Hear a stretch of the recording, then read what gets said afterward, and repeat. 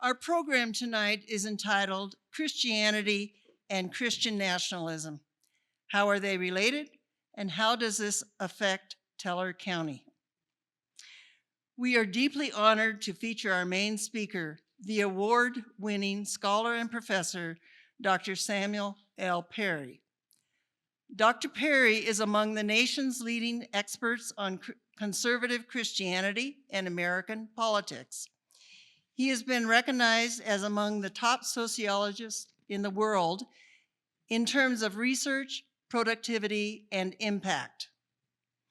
Along with over 100 peer-reviewed articles published in leading academic journals, Dr. Perry is also the author or co-author of many books, including Growing God's Family, Taking America Back for God, and The Flag and the Cross.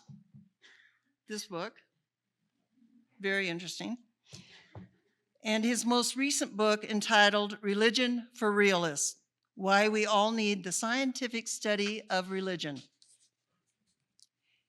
In addition to frequent speaking engagements, Dr. Perry is a regular contributor for Time magazine and has written for outlets such as The Washington Post, NBC News, the Dallas Morning News. He has also been featured in a recent documentary by Frontline and in The New Yorker, The New York Times, and The Economist. Dr. Perry is currently a professor of sociology at the University of Oklahoma in Norman, Oklahoma. There are 3 components to our event this evening. During part 1, our local interviewer will sit down with Dr. Perry and ask him questions regarding his groundbreaking research and the national consequences of Christian nationalism. The second part of the evening will be led by reporter Logan M. Davis, who will describe the effects of Christian nationalism on Woodland Park and interview a panel of community stakeholders. The third part will be a question and answer session where audience members may direct their inquiries to Dr. Perry, Logan Davis, or any of the individuals on the stage. Please reserve all questions for only the question and answer session at the end of the program. No other commentary will be accepted during the planned event. We ask that you remain respectful throughout the presentations and the entire event, and save further commentary or engagement with participants until after the event is finished. There will be 2 5-minute breaks between the sessions. Our local interviewer is Dr. Patricia Perry, who is not related to Dr. Samuel Perry. Just to be clear. Dr. Patricia Perry is a long-term resident of Teller County and a pediatrician with over 40 years of experience, including 13 years of service with the Department of Defense, serving military families and individuals in low-income and marginalized communities. Dr. Samuel Perry and Dr. Patricia Perry will conduct an in-depth discussion. So please give them your warmest Teller County welcome.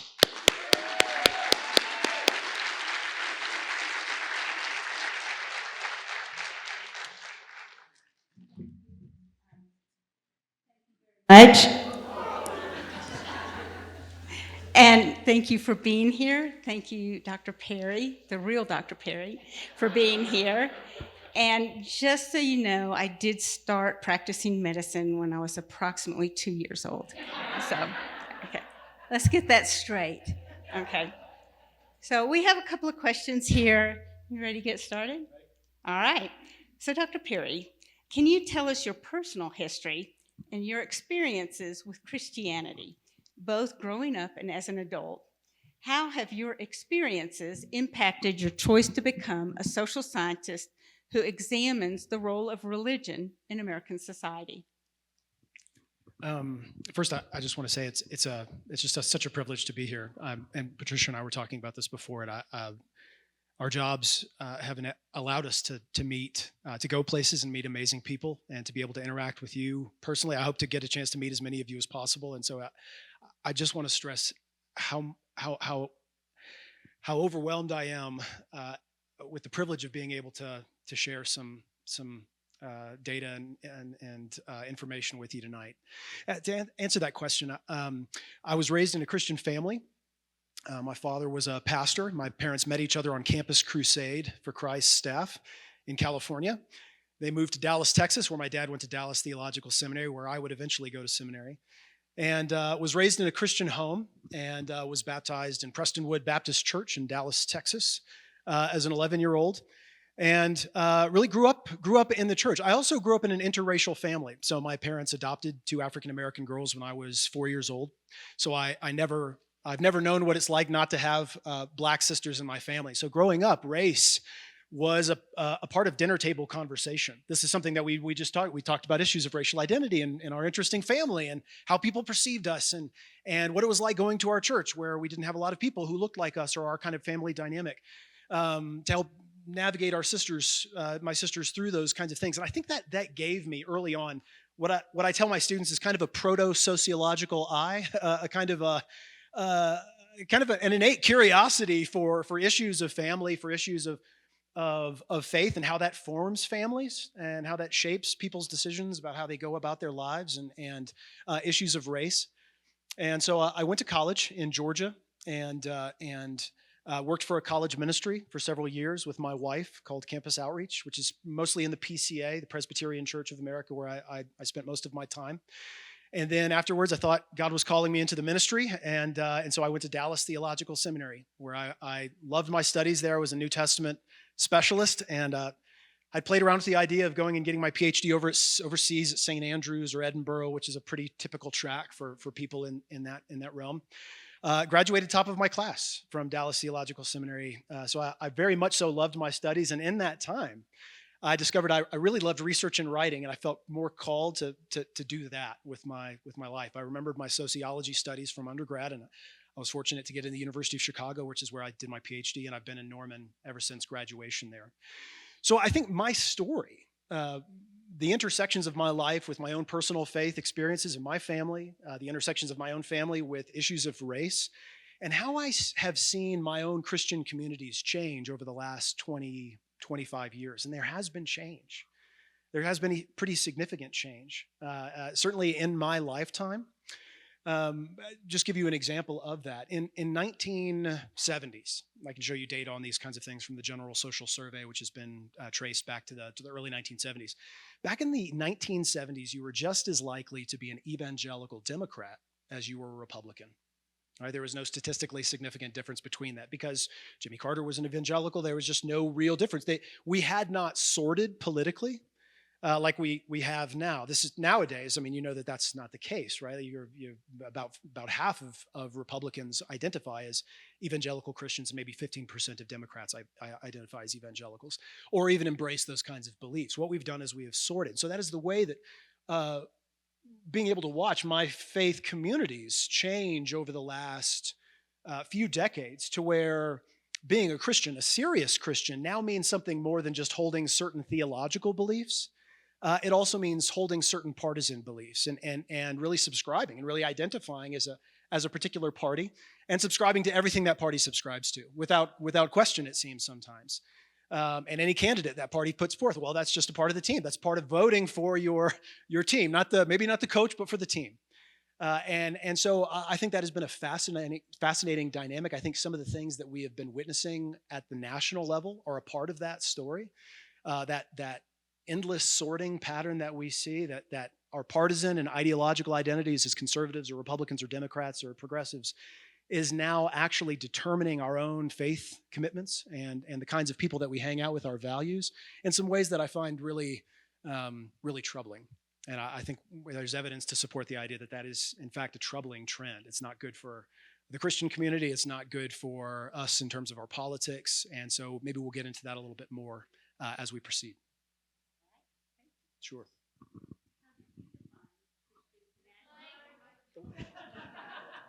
Really? could just go back and forth if you want, just always keep it on. You are so picky. Okay. All right. How do you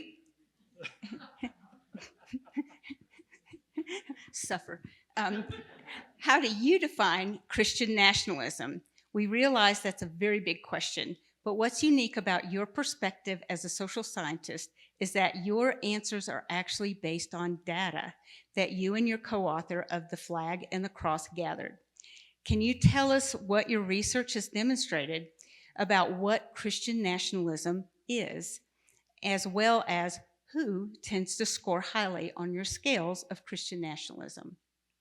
I'm so glad we're having this conversation. So I'm going to lean in this way so that I can show you how serious I am about defining these terms. Because as a social scientist, I come to you as somebody. I have a theological background. I've worked as a minister. This matters to me deeply, and yet I'm speaking to you tonight in my capacity as a social scientist, which means I am beholden to data. By obligation, I would not be a good social scientist if I just kind of went off the cuff and said, this is my opinion. I tell my students this all the time, that this is not ideology class. This is social science. And so what we're going to do is we're going to follow evidence and where the evidence leads. And so here's what, let's begin by talking about what Christian nationalism is not. Okay, because I think this is something, especially within the last couple of weeks, has been a touchy issue. There was a Politico article that came out recently that went viral.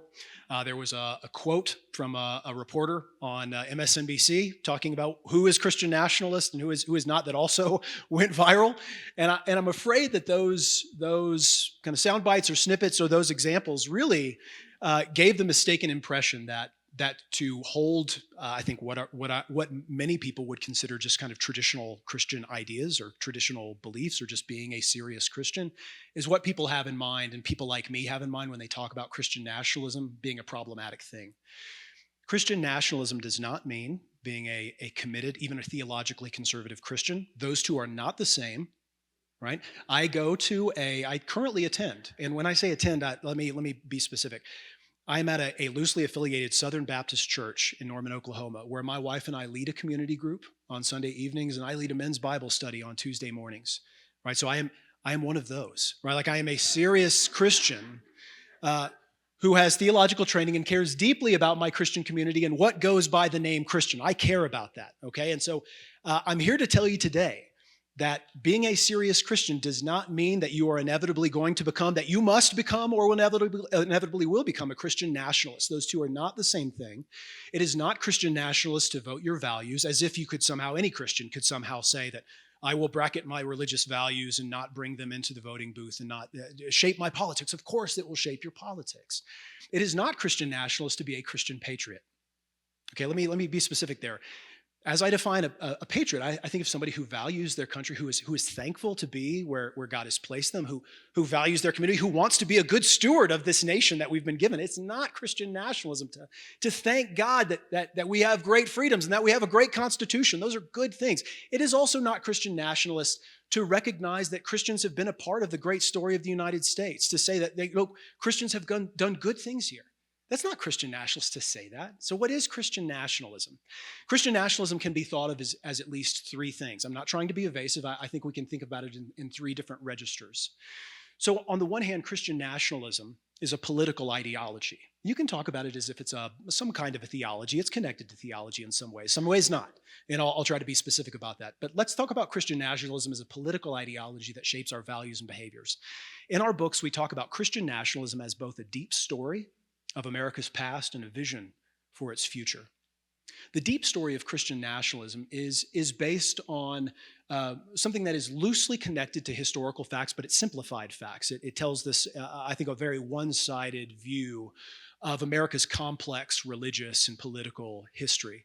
The deep story of Christian nationalism is the idea that America is a chosen nation, that God has a special relationship with us, that our founding documents are somehow inspired in some ways that other nations' founding documents weren't divinely inspired, that our founding fathers were something close to traditionalist, conservative Christians, almost evangelicals in that sense. That's how they get talked about. So the deep story of American Christian nationalism is this idea that we have a sacred special relationship with the Christian God, that he made us prosperous, that our allegiance to him made us prosperous, and therefore we must always maintain, in an overt sense, right, an identity as such, that should be defended, protected, legislated, and that Christian privilege should be institutionalized in some way. And that is the vision of Christian nationalism. The vision of Christian nationalism is the idea that we should formally privilege Christian supremacy, a certain kind of Christian supremacy. So why do we call, in my book, The Flag and the Cross, we actually call it white Christian nationalism. So why do we do that? It's not so that we can make it sound super scary and racist. It's not so we could just tack on like white Christian nationalism. That makes it sound like white nationalism. No, in our book, if you ever happen to pick it up, we find that white Americans, when they answer our questions about how they respond to various questions about, say, whether they believe the nation should declare itself, the federal government should declare us a Christian nation, or the United States has a special place in God's plan, or that the federal government should advocate Christian values, or that the founding documents were divinely inspired. When white Americans subscribe, they affirm those kinds of statements, it seems to evoke something different for white Americans than it does for people of color, especially African Americans. For white Americans, it seems to evoke the idea of nostalgia, for the time when the right people were in charge and the right values held sway. It also seems to evoke a certain kind of an anti-democratic and authoritarian leaning towards any means necessary kind of control of problematic populations, of only certain people being able to have a say in government. And I can talk about that at length. It does not seem to do that for people of color, especially African Americans. It doesn't seem, in other words, African Americans, when they affirm our statements about Christian nationalism or that the United States should be a Christian nation, it doesn't seem to give them nostalgia for an earlier time, when the right values held sway and the right people were in charge. It doesn't. For African Americans, it seems to be connected with something aspirational, the values that we should have had as a nation but never quite lived up to. It seems to evoke the idea of justice and equality. Matter of fact, I was writing a study today in my hotel room. I'm always writing and always working on studies, and I love my job for that reason. I just love playing with data. And I was looking at we asked a question in one of our surveys whether or not what should a nation prioritize, equality or liberty? That's an interesting that political theorists have for centuries talked about the fundamental tension in democracy is this tension between equality and liberty. We just asked Americans, what should you prioritize? And we found that white Americans, when they subscribe to Christian nationalism, veer hard into liberty, right? There's this libertarian kind of slant to Christian nationalist views for white Americans. For black Americans, they actually went into equality. It actually made them more likely to say, you know what, no, equality is the thing that we should be valuing. So when I call it white Christian nationalism, I just mean white Americans seem to have a certain idea in mind when they think about this country being a Christian nation, certain kinds of values, a certain kind of ethnoculture. And you could say it's kind of a white Protestant, Anglo-Protestant ethnoculture. So that is what I mean by Christian nationalism. So Christian nationalism as an ideology is that. And usually that is kind of the dominant version of Christian nationalism. An ideology that idealizes and advocates a fusion of American civic life with a very particular kind of Christianity. But it is also an emerging identity. So if I were to show you a chart of Twitter mentions of the term Christian nationalism in 2022, leading up from all the way to January to the 2022 midterms, I would be sad there. I would show you that it basically stays low, and then there's this enormous spike in June and July of 2022, and then it goes back down a little bit later towards the midterms. I'm sad to say that spike wasn't due to the publication of my own book on Christian nationalism. It was actually Marjorie Taylor Greene who took to Twitter and posted videos of herself saying that the Republican Party ought to be the party of Christian nationalism. She not only said that repeated times, but she actually campaigned on that. I could show you pictures of Marjorie Taylor Greene saying, selling T-shirts with herself saying "Proud Christian Nationalist." And if there's any doubt what Marjorie Taylor Greene had in mind there, she shows you, because the pose is like this, right? It's standing against the godless left. It is the idea that is Christian nationalism in her mind. It is an aggressive stance against the people whom she feels like is taking the country away from her culturally and politically. So it's an emerging ideology within the last couple of years. It's not coming from sociologists. We're not the ones who are primarily making that phrase famous. It's people like Marjorie Taylor Greene who actually own that label. Within the last couple of years, it's actually been several authors of pretty popular books who are writing books called The Case for Christian Nationalism or Christian Nationalism, The Key to Discipling the Nations or Dominion or those kinds of things.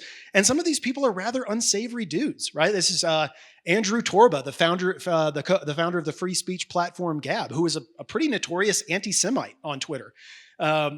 Stephen Wolfe, who also wrote The Case for Christian Nationalism, who has gone on record to say that he felt like the 19th Amendment, the amendment that gave women the right to vote, should be revoked, that it was a mistake, that inter-ethnic marriage is this kind of a relative kind of a sin. Which, if you follow his logic, it actually makes sense because he believes that it's kind of a Bob Jones University logic, that if it's a segregationist theology, that if God created the nations to be separate, if God wanted separate ethno-cultures, that was a good thing. That was his idea. He wants nations and nationalism, and that's a godly idea. Then people interethnically marrying, interracially marrying, is kind of violating that. It's kind of wrecking the separate cultures idea. And so you've got an identity, you've got an ideology, you've got an emerging identity. But lastly, Christian nationalism could also be thought of as a political strategy.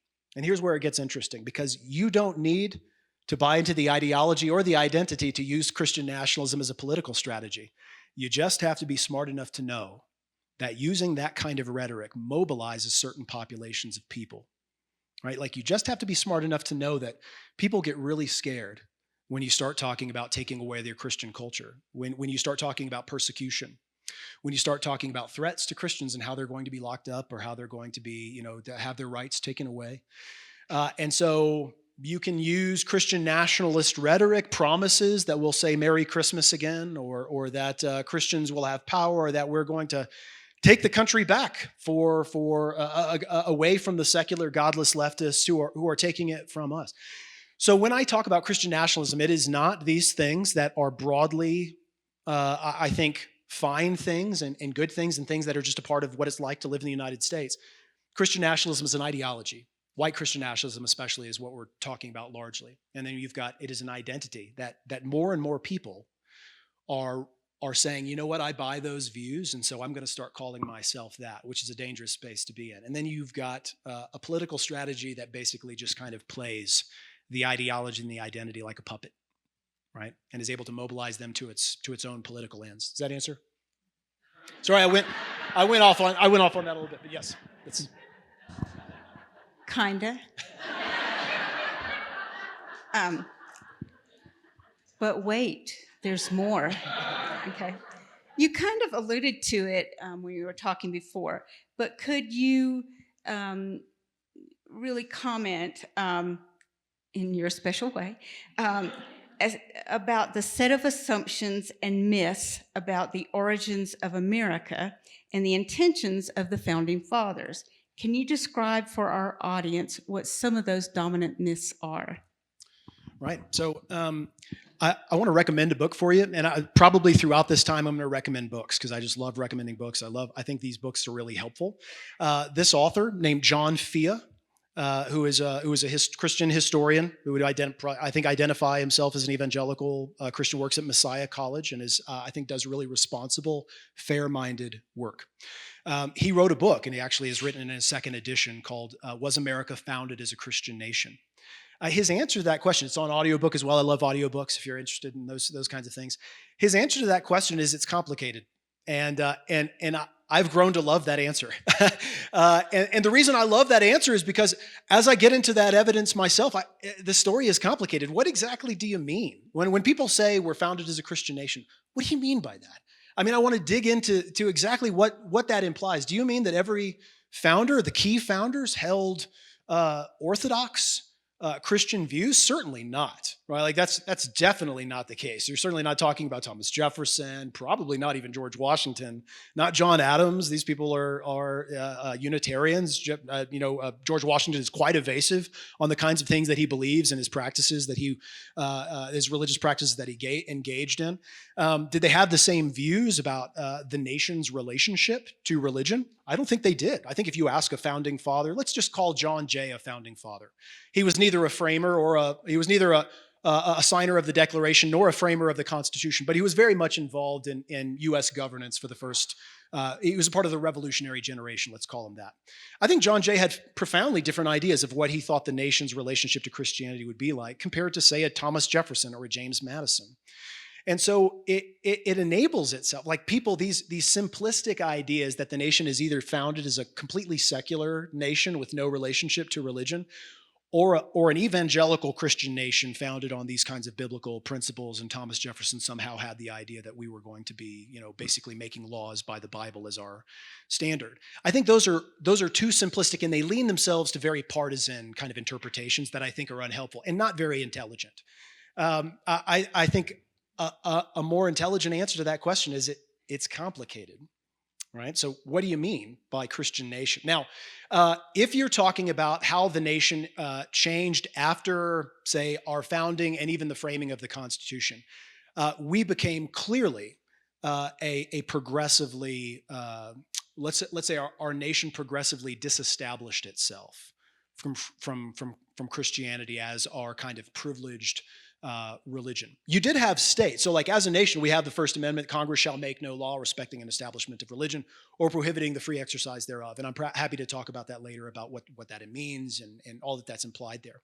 But right after, so states actually had established religions. A lot of the states did. And in some of the states, you couldn't be Jewish and vote, or you couldn't be Catholic and vote. They had all kinds of restrictions on who could run for office, all kinds of religious restrictions and privileges.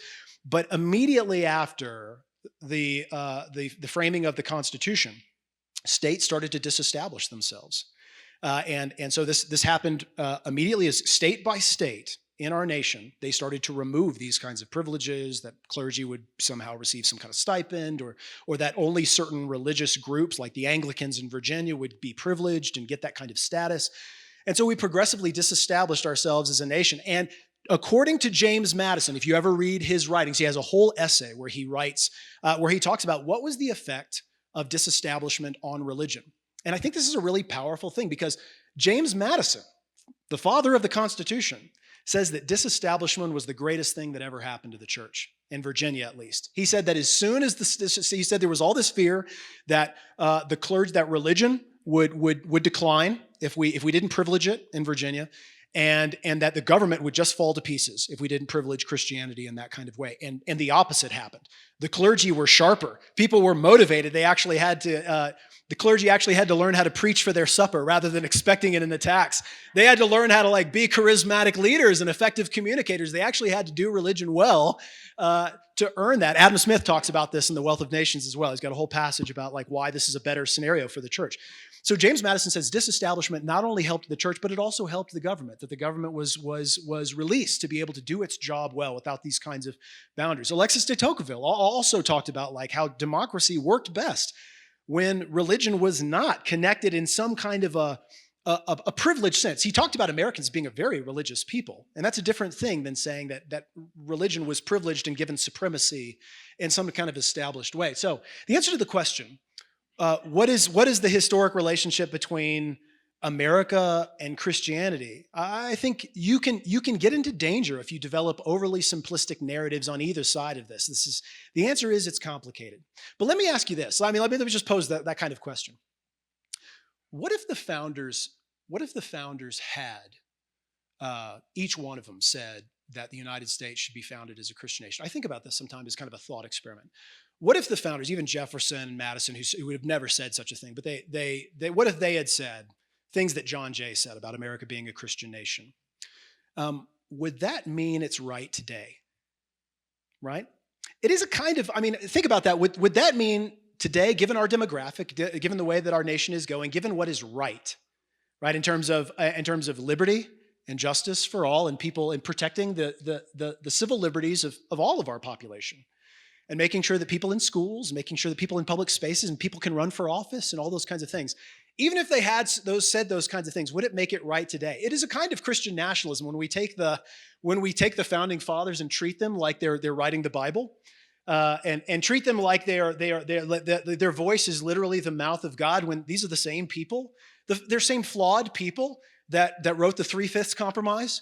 And that allowed for slavery, and that didn't allow women to vote until 1920, right? And so just because some people said this early on does not mean it's right today. And surely that is the only thing that matters, is whether it's right? So I do care whether or not the founding fathers said those things. And again, I think it's complex, but what matters is Is it right? Right? Not whether they said it or whether I can pick and choose some kind of quotes that from my favorite founding father that backs up all of my political ideologies. It's whether it's right. And that's where the discussion, I think, has to go. Thank you. I think you've covered this next question about separation of church and state and why someone might misinterpret facts. So if you don't mind, I'm going to move on to the next one. Is that okay? Sorry. All right. Can you explain to the audience why the, quote, deep story or myth behind Christian nationalism is an essential problem that affects and even attempts to defeat democracy? What might overturning democracy by Christian nationalism look like in a future scenario?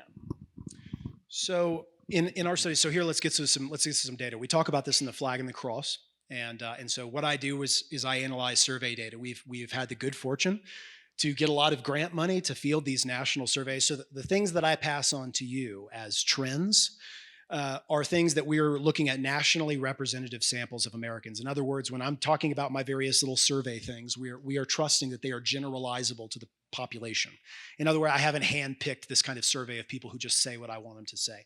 I also want to stress that when social scientists talk about statistical patterns and trends, we're not talking about a one-to-one correspondence. We're talking about the language of probability. So what I mean is somebody who believes these things or is more likely to believe these things, these ideas, is also more likely to. It doesn't mean they always will. It doesn't mean that all of them do. It just means that they are more likely to hold certain views and values that may be problematic in some way, or that we'd find kind of problematic. The reason I say that is because I don't want to give the impression that somebody who subscribes to Christian nationalist ideology by definition wants to overturn democracy, wants to keep people from voting, and loves QAnon conspiracies, right? Like I'm not saying that. I am saying that we find consistently in our surveys, and we've done multiple surveys actually, and as Christian nationalism has been something that people are talking about more, you've got Pew Research Center and PRRI and the General Social Survey, which is kind of the gold standard of public surveys. You've got them asking questions about Christian nationalism as well, and we find the same patterns across all of these national surveys. We find the more that Americans subscribe to Christian nationalist ideology, the more likely they are to endorse certain views that we would say are generally anti-democratic. Let me give you a couple of examples of that. Before the 2020 election, before it, so there was no talk of like stolen election. There was no talk about like kind of Biden, whatever narrative has kind of been put out about like how the election was stolen. We found that the more Americans, white Americans in particular, subscribed to Christian nationalist ideology, the more likely they were all to say that we already make it too easy to vote in this country. That they would endorse hypothetical civics tests in order to vote, which is kind of like that's a question I honestly planted in there because it sounded like a Jim Crow thing, and yet we find that the more Americans subscribe to Christian nationalism, the more likely they say we already make it too easy to vote in this country. That they would revoke the rights of certain criminal offenders for life. In a later survey, we asked Americans, we just said, is voting a right or a privilege? We gave them an either or. Is it right or a privilege? You would be pleased to know most Americans say that voting is a right. But we found that as more Americans subscribe to Christian nationalism, the more likely they are to say voting is not a right, it is a privilege. In other words, it is not something that shall not be infringed. It is something that that we can limit, that only certain people should be allowed to do. What this paints is a picture of a group of Americans that feel like only the worthy should be able to vote, to have a say in who participates in democracy. It participates in the electoral process. Now, there are other patterns that we have also seen in certain kinds of surveys. So, for example, it shouldn't surprise you at this point that the more white Americans subscribe to Christian nationalism, the more likely they are to believe that the election was stolen from Trump in 2020, that the election processes, that any kind of election is unfair and unjust, that they basically have a general distrust of elections at all. With this, we find a general propensity to believe conspiracy theories. So conspiracy theories, that includes the QAnon conspiracy. Some of the times we put these questions in surveys, and I'll just be honest, we put these questions in surveys. We pay money to run these surveys. And sometimes you feel like, oh, this is just wasted money. Nobody's going to agree to this. You ask America, you're asking questions like, how much do you agree that there is a secret ring that the business and media elites who run an elite child sex trafficking ring out of a pizzeria? You think this is going to be the first survey where 0 people say they agree that, and yet we find that the more Americans subscribe to Christian nationalism, the more likely they are to believe the QAnon conspiracy. The more likely they are to believe before there were any narratives about the COVID vaccine, about like lack of health problems or those kinds of things, they were already more likely to believe that COVID vaccine had killed thousands of people. A group of friends of mine, they run these surveys on Americans' fears. And they wanted to just see like whether Americans subscribe to any just conspiracy at all. So they made one up. They basically just made up. They were just thinking around one day. They had all these conspiracies, and they basically said like, the government is hiding. They said, how much do you agree that the government is hiding what it knows about the South Dakota 7? And that's just a completely made up thing. It's not even a thing. And they found that the more Americans subscribe to Christian nationalism, the more likely they are to say yes, the government is absolutely hiding what it knows about the South Dakota 7. Clearly, does it mean? No, it is kind of a propensity to think that the government is out to get you, that there's a persecution thing, and that is something that is foundational, we find, to Christian nationalism generally, is this narrative of persecution that which is why it fits with a certain brand of theology. So we might get to this question, but maybe this is something that is a good thing to touch on now. We find that in our book, we talk about this in The Flag and the Cross, and we found this in other surveys. The people who are more likely to subscribe to Christian nationalism, most likely, theological tradition that is most likely to subscribe to Christian nationalism is Pentecostal, charismatic, holiness traditions. Southern Baptists are closely behind, but it might be of a different variety. But we find that Pentecostal, charismatic, holiness, people who have strong views about eschatology, end times, apocalyptic endings, cosmic battles between good and evil. Why? Well, when we talk about the conspiracy idea, it makes a little bit of sense. Like that fits in. And I went to Dallas Theological Seminary, the home of like premillennial dispensationalism, like Hal Lindsey, late great planet Earth. That is theology 101 where I went to seminary. So that is something that we talk about. I'm very familiar with this idea that the church will inevitably be more and more persecuted, that is a part of the story. That is a part of the biblical account, that this is going to happen. And so you look for it. You expect it. You expect that the government will militate against you, that it is coming to get you. And so you are constantly on guard against these kinds of leftist, one world, globalist, socialist attacks. If you read Hal Lindsey's work, if you read this kind of like eschatological work, like you see it, it's a perfect fit for that kind of thing. And so we find that is that kind of fear, that kind of anxiety about the current government systems being untrustworthy and broken, fundamentally broken, and really incapable of redemption, really requires a group of people who are righteous, a group of people who are worthy, to be able to take control of those institutions and to be able to redeem them in some kind of powerful way, whether that is to bring about the kingdom here or to preserve some of the narrative of this. Like a Robert Jeffress, I would say, subscribes to a Christian nationalist, but he's a premillennial dispensationalist, meaning he's a pre-trib rapture guy. He believes that the United States is going to hell in a handbasket. There's nothing we can do about it. So what can Christians do? Well, they can delay the judgment. That's one view. So we can hold it off by making this nation a righteous, biblical, godly nation. Others just believe more in what's called a post-mill view, that it is now the time for the church to rise up and take the nation. And so that is something that is compatible in both ways with Christian nationalist ideology. But at the bottom of that, it is a view that the nation must be taken over by those who are worthy. Thank you. Sure. The next question we're going to ask about Christian nationalism as a slur. Richard Harris, the executive director of Truth and Liberty Coalition in Woodland Park, who stated earlier this month that reporter Logan M. Davis, used the term as a, quote, pejorative label, unquote. Okay. So I've actually been remarking on this for a long time. Like I have there are talks on YouTube that record me saying these things.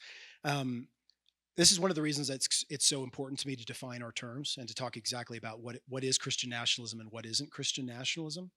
I don't want Christian nationalism to be used as a slur. I know it can. It can be. It has the capacity to do that, especially when it gets politicized and those kinds of things, which I think it is incumbent on everybody who talks about Christian nationalism as something that is problematic and something that they feel like is an ideology that is maybe leading groups of people in a negative direction in terms of their political values and behaviors, is to define exactly what they mean by that term and for us to have a general agreement on what exactly that is. I don't want Christian nationalism to be, I mean, if you want a good example of a slur, try the word woke, right? So, like, if you want to talk about a slur, like, to my knowledge, there are no social scientific studies that are unpacking wokeness, that are trying to measure wokeness, that are really trying to get down to, like, let's carefully define wokeness, right? Like, no, that is fundamentally a slur, right? It is something that you associate political views and values or policies that you don't like, that you find scary and to the left of you.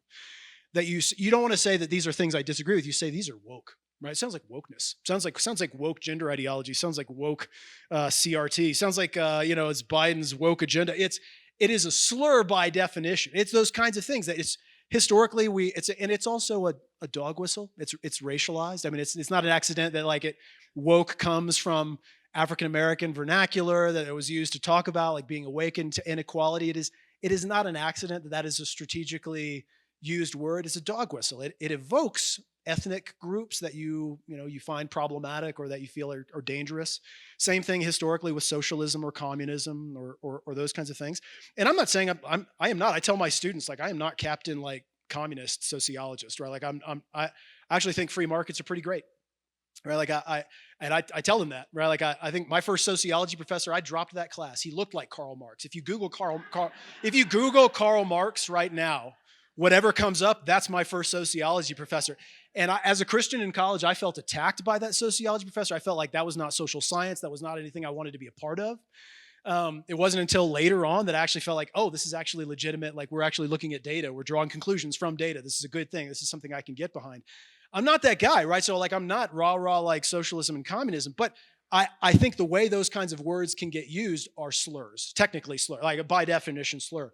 And I don't want Christian nationalism to be the left's version of that, right? Like, there's just be an empty thing that gets passed around.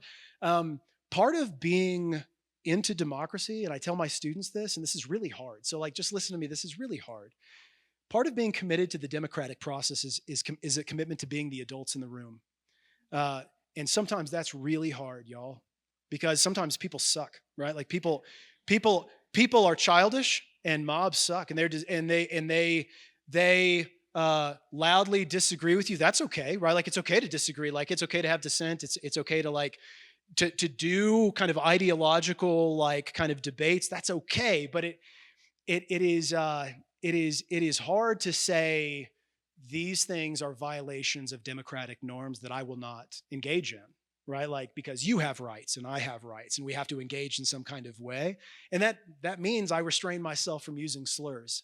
And I think we should, as a group, commit to that idea that this is something that we can talk about as we define it, but it's not something we just say like, oh, that kind of conservative thing that I don't like, that's Christian nationalism. I want to have nothing to do with that at all. Thank you. I think you've touched on this, but can you describe how Christian nationalism relates or differs from the Christianity represented in the Bible? And does opposing Christian nationalism mean opposing Christianity? So I'll answer the second question first. Of course not, right? Like, so that is opposing Christian nationalism does not mean opposing Christianity. And if you ask this Christian, I think it actually means standing up for biblical Christianity. So I get asked all the time, what are the biblical references that people who subscribe to Christian nationalism usually cite to argue for their case? And we talk about this in the Flag and the Cross a little bit. Usually the narrative revolves around a connection between the United States and Old Testament Israel, an equation of the people of Israel and the commands that God gave Old Testament Israel as they are entering into Canaan to be ethnically and culturally separate from those people, to conquer them, to have dominion over those things. The idea that human beings, that God's people, are supposed to have dominion over everything. It's a very Old Testament kind of idea and mindset. You don't get a lot of that in the New Testament. And I would say most people who subscribe to Christian nationalism and advocate for it publicly are not going to go to the Gospels for that kind of message, because it's difficult to get Christian nationalism out of Jesus's mouth, frankly. Like it's tough to go there, right? So if you're getting anything out of the New Testament for Christian nationalism, it's going to be probably Jesus expelling money changers with whips. That's a fave. And it's going to be Romans 13 when our side's in power. So about submitting to the governing authorities, when our people are in leadership, and then probably any passages in the Old Testament against kind of like homosexuality or wives submitting to their husbands or some kind of a gender like family hierarchy kind of idea. But outside of that, it actually is pretty difficult to make an argument. A New Testament, and this is, I have a seminary degree. I promise I read Greek every day. I paid a lot of money to learn those words, and so I keep up with my language skills. I promise you, it is like I hear close to the New Testament. It's something I love and value in my life. It's difficult to get Christian nationalist ideology and dominionism out of the New Testament. I think you have to make a leap and to say that whatever God commanded Old Testament Israel somehow still applies to the church. And I just don't see any. I don't see any biblical justification for such a claim. And I think Christians for a long time throughout history, and I come from a PCA Presbyterian position. I'm in the Southern Baptist Church right now, and separation of church and state is actually a core principle within the Southern Baptist tradition. It's shocking to me how many Southern Baptists have really subscribed to Christian nationalism when, as a very core part of like the Baptist tradition and history, separation of church and state is like their whole thing, right? Like that's what y'all do. And so, if you ask a lot of Southern Baptists, a lot of Christians, a lot of conservative Christians, Seventh-day Adventists as well, very much into prophecy, very much into end times, very scared of Christian nationalism, very much against it. So I think you can certainly be a Christian, a New Testament Christian, and say that Christian nationalism is not something that you want to be a part of. All right, let's go the other way. According to statistics, Christianity is declining in America. The Pew Research Center documented in 2021 that 63% of Americans self-identify as Christian, which is down from 78% in 2007. They project that only 46% of Americans will self-identify as Christians by 2070. In your research, you found that have you found that Christian nationalism as a phenomenon is growing or shrinking? And do people necessarily need to be Christian nationalist? So Christian nationalism, so there's a kind of a good news, bad news part of this story. So Christian nationalism, despite everything that we've just said thus far, and despite all the press about this idea, Christian nationalism, there's no evidence statistically that Christian nationalism is increasing in the population, like that the percentage of Americans who subscribe to those views is increasing. There's a couple of reasons for that. One major reason is kind of secularization is marching forth in some subtle ways. It's slowly happening, but as secularization happens, and that primarily happens by cohort replacement. It's not like everybody's abandoning church or going away or that kind of thing. It happens as younger generations who are slightly less connected to religion replace older generations who are more connected. And in that, you lose a very Christian nationalist generation. So part of the reason is just cohort replacement and gradual secularization marching forward. Another part of that is, as we have talked about Christian nationalism, there's what we call a social desirability bias problem in the surveys. Is people 20 years ago might have answered those same questions in the affirmative just because they thought that's what it meant to be a good Christian or a patriot or somebody who cares about their country. Now they read those same questions on a survey and they say, well, I know what that is. Nope, not getting me. I'm not a Christian nationalist. I don't agree with that. Even if they kind of still agree with it, it's like getting people on a survey to admit to like explicitly racist things, right? We know there's lots of racists in the world, but do they say so on surveys? Not really, because you don't want to feel like a racist. You don't want to say that. Even to yourself, you don't want to admit that. And we find that as more Americans kind of know what Christian nationalism is, and it's this thing that most Americans kind of have a bad idea about, that they're probably a little less likely to affirm those things. So that's maybe a little bit of good news, is that this is not growing as a percentage of the population. Here's the bad news part of that.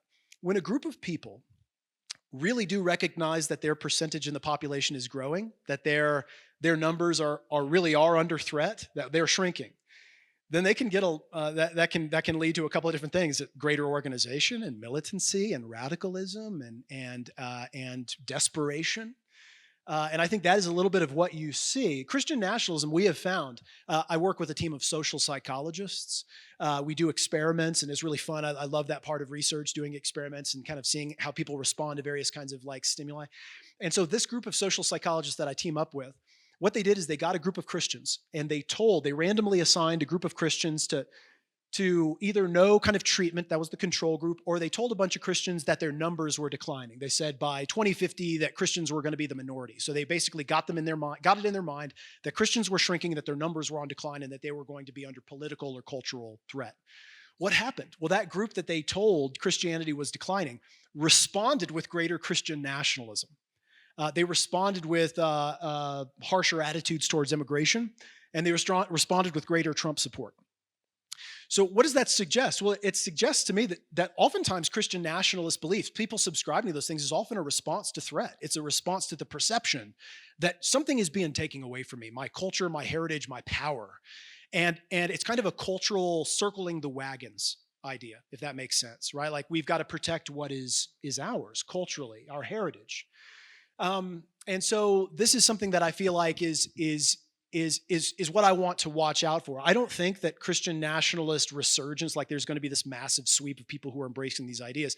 I think what is more likely the case is you have got very motivated, organized, militant even groups of people who see the writing on the wall and they say, you know what we need to do? We need to make sure that we get our hands in all of these institutions as quickly as possible so that we can so that we can make sure that the numbers problem won't be an issue in the future.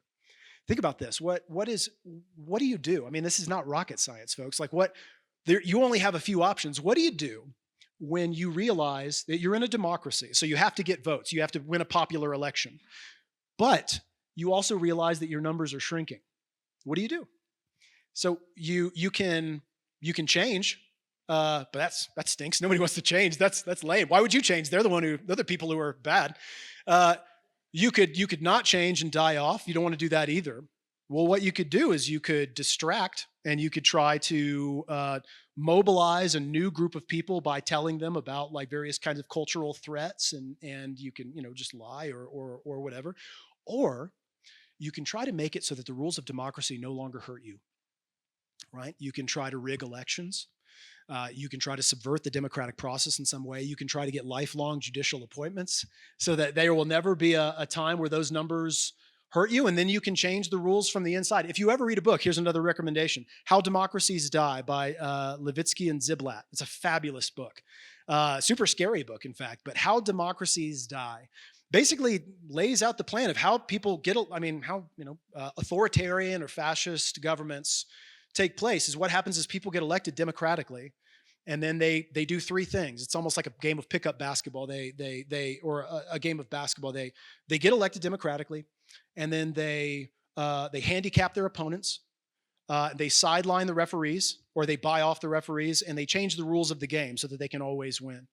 And I mean, let me know if any of that sounds familiar, right? Like that is actually a long history of like game plan, right? Like when a group of people feels like democracy is not on their side, electoral politics is not on their side, it's a really common strategy. And so that is what you look out for, right? Like that is how that works. And Christian nationalism is a part of that mobilizing strategy to how to whip up enough anxiety to get people appointed so that you can make sure that numbers is never a problem in the future. Okay. In your book, you describe Christian nationalism's focus on freedom, order, and violence. And locally, Andrew Womack of Charis Bible College in Woodland Park stated earlier this month during his Truth and Liberty show, quote, "I've actually had people say that if Trump was to be elected, if we got a conservative Congress, that they fear we would have another civil war. And you know what? I don't want a civil war. I don't think anybody does. I don't know anybody that does.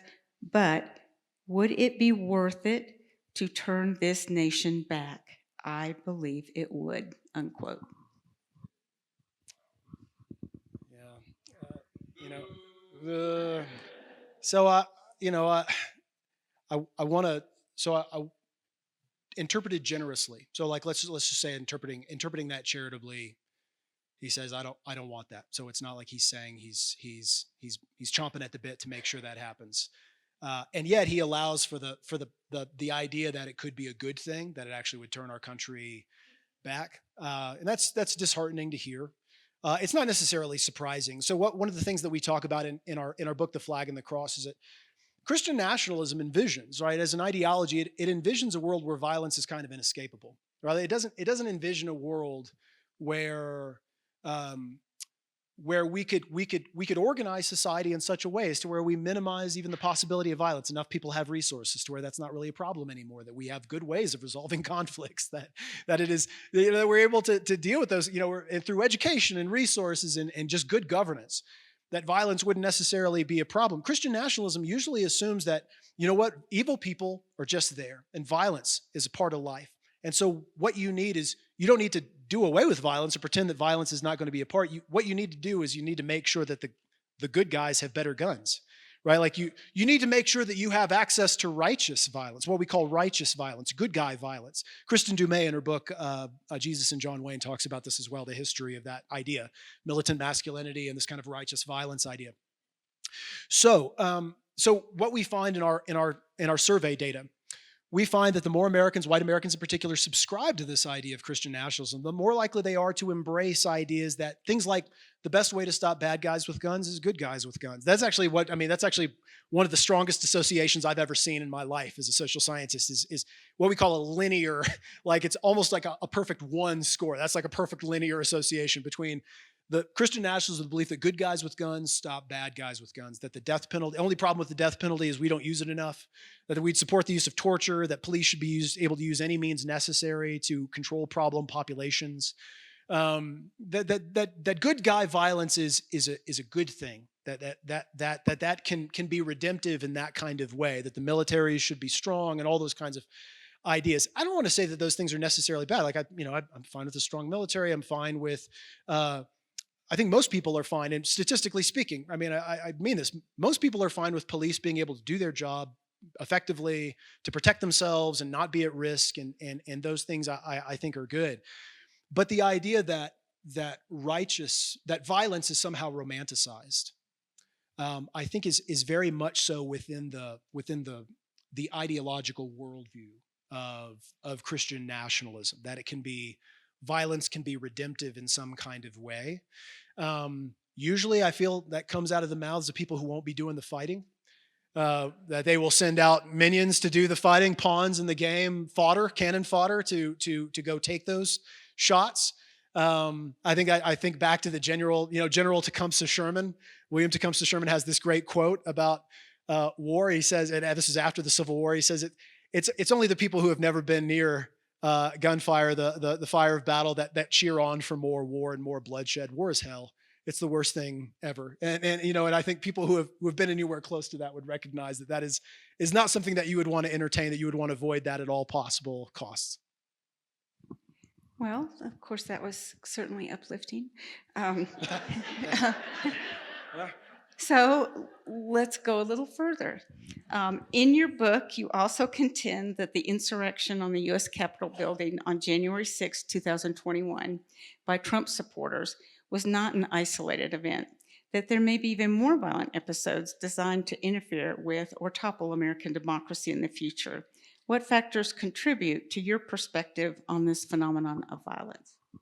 So I think I'll recommend several books to you on this. So Bradley Onishi's book, Preparing for War, is a fantastic book. Jeff Charlotte, who is the writer of The Family, the Netflix series and book. He's the book. I'm thinking of the subtitle to it is To a Slow Civil War.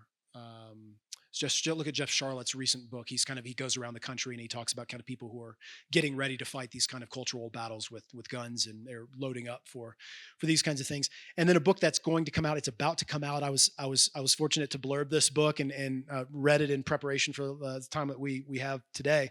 Matthew Taylor's book, The Violent Take It by Force. It is about the New Apostolic Reformation, its connections to Christian nationalism, the whole history of the movement.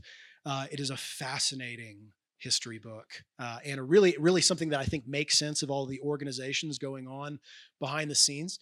And so I think we don't have a lot of national data in surveys. People don't admit that they're going to go commit violent acts on surveys or tend to.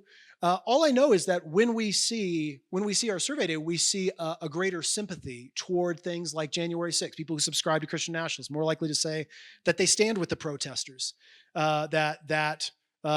Ironically, at the same time, they believe it was a hoax that Antifa and Black Lives Matter started, but they also are more likely to say they stand with the protesters. That's a weird one. We found that we actually used panel data, so we followed the same Americans over a period of time. We interviewed them right after January 6th. And then we interviewed them 6 months later, and we found that we asked them the same questions about whether they supported the rioters and whether they supported whether they thought that people were right to storm the Capitol. And we found that the same Americans who, as they subscribed to Christian nationalism, the ones who really subscribed to Christian nationalism were more likely to increase in their support. In other words, they hadn't looked in hindsight and said that, no, that was a bad thing. They actually said, they looked in hindsight and said, no, that was a good thing. They were martyrs for the cause. That was a righteous thing that they did. And I think they would probably, if we interviewed those same people, they would be even more so today. The idea that what they did was patriotic and redemptive and good. So I think that kind of narrative suggests, and I think the kind of talk about civil wars and battles and those kinds of things, I think that lends itself to the scary scenario that certain people would be desperate enough in that situation. And I realize that people on that side probably think the opposite. They probably think that, if Trump were to win in 2024, that there would be some kind of a mirror to that there would be a storming of the Capitol by leftists or something like that. And so, I think it would be, if anything like that were to happen, it certainly would be incumbent on anybody who wants to have stable democracy and exchange of power to stand against such a thing. I don't see any evidence in the data to suggest that would be in anybody's mind. I have not seen a kind of a horseshoe where leftists are just as likely, or people on the left end of the ideological spectrum are just as likely to say, I will go attack the Capitol if that, I don't get my way here. But, again, democracy requires being the adult in the room, which is hard sometimes. We are not here to scare you tonight. We're just here to air common concerns and problems. So our final question is, finally, what can ordinary citizens do about the progress and impact of Christian nationalism in America, both on a local level and on a national level? What are the positive things we can do? Anybody got any ideas? I'm just kidding. Here's that would be sad, wouldn't it? So there would be here's another book recommendation. So a book that's about to come out called Disarming Leviathan, and it is a book by a pastor who lives who basically pastors in Phoenix, Arizona, next to Charlie Kirk's church. If you know who Charlie Kirk is, he's in the shadow of Charlie Kirk's kind of mega congregation that he's a part of. Mark Driscoll down the street, and that kind of group. So the book Disarming Leviathan is and he's a pastor. He argues that Christians should be treating people who have subscribed to this ideology as like a mission field. And by that I mean like in the most positive way. I mean like if I were a missionary to a certain group, and I have missionaries in my family, and I've worked as a minister as well. I worked on the college campus, and we worked with college students, and we worked in dorms and all those kinds of things. If I were trying to reach a group of people that I felt like had been captured by some influence that I wanted to help pull them out of and try to convince them that there was a better way forward, I wouldn't go in there fighting and picking fights with them. I would go in there making friendships and trying to identify common ground and building relationships and saying like, how can we what are the things that we agree on and what are the things that we disagree on, and how can we talk through that? Why do you think that? I disagree with that, but why do you think that? And can I share with you what I think about this? And here's why I say that, right? Do you see how that's a different thing than just kind of demonizing and fighting and going to war of these things? I do think there are certain groups of people that I like. They're not going to want to listen to me, and I understand that I don't have a foot in the door. We live in different worlds now, and I don't think that population is growing. I do think that population scares me, but I don't think most Americans are there. I think most Americans are kind of in the middle where they're trying to figure this thing out. So here's what I suggest that we do, and this is my way of doing this. So I talked a little bit about how I am involved in the Southern Baptist Church, and I'm very involved in it. I don't think anybody at the Southern Baptist Church holds my political views. I don't think most of them voted how I voted in the last few elections. I think they know what I write about, and that makes them kind of weirded out and curious. And yet I'm still there. And I'm not only there, but I'm there, right? Like I'm leading community groups. I'm coaching their basketball teams. I am leading the Bible studies. These are the people that when my wife got sick with cancer, they brought food to us. And when they got cancer, we brought food to them, and we are on each other's prayer chains and meal chains, and we are in each other's lives. And so this is the kind of thing, like America is being destroyed by an endless pattern of sorting. We are sorting, self-sorting endlessly into ideological and partisan tribes where the only people I know are people who agree with me on every single thing in their life. They drive what I drive. They live in the part of city that I do. They believe what I believe religiously, politically. They do everything that I do. It just checks all the boxes. Social media has made this even worse. It allows us to self-sort endlessly. I personally, for my part, I want to resist that with everything that I can, right? Like I want to be in those spaces with those people who could be captured, right? Like I want them to know that I love them, that I disagree with them. And I want them to know that I think there's a better way, that they don't have to go down that part. They don't have to follow mindless partisan media or a kind of language or rhetoric that they can think for themselves.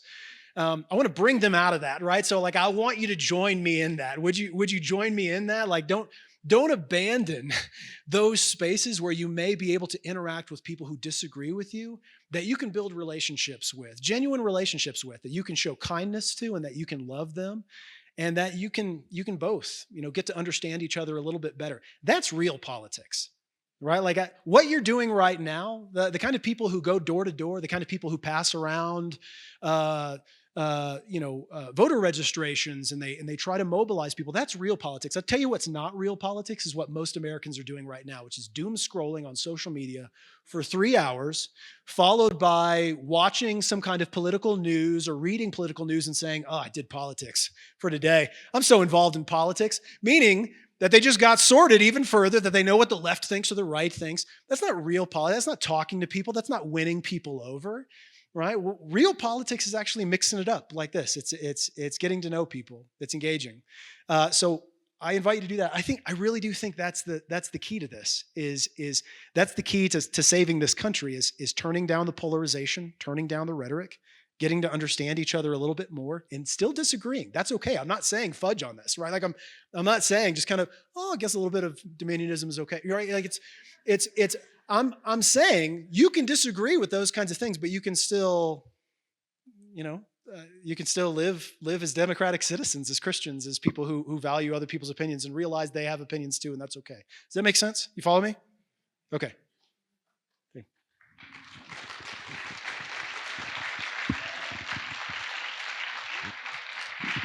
Thank you.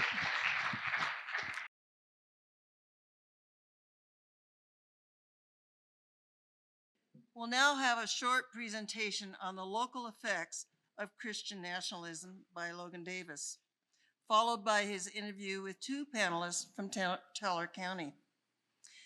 Mr. Davis is a researcher, political consultant, and journalist based in Denver who specializes in the threat posed to democracy by extremism. He is a proud member of the Denver News Guild and co-founder of the nonpartisan Political Workers Guild of Colorado. His writings regularly appear in the Colorado Times Recorder, which featured a 2023 series on the current political landscape of Woodland Park. In addition, he is currently working on a series about Christian nationalism for the Colorado Times Recorder. Please help me welcome Mr. Davis.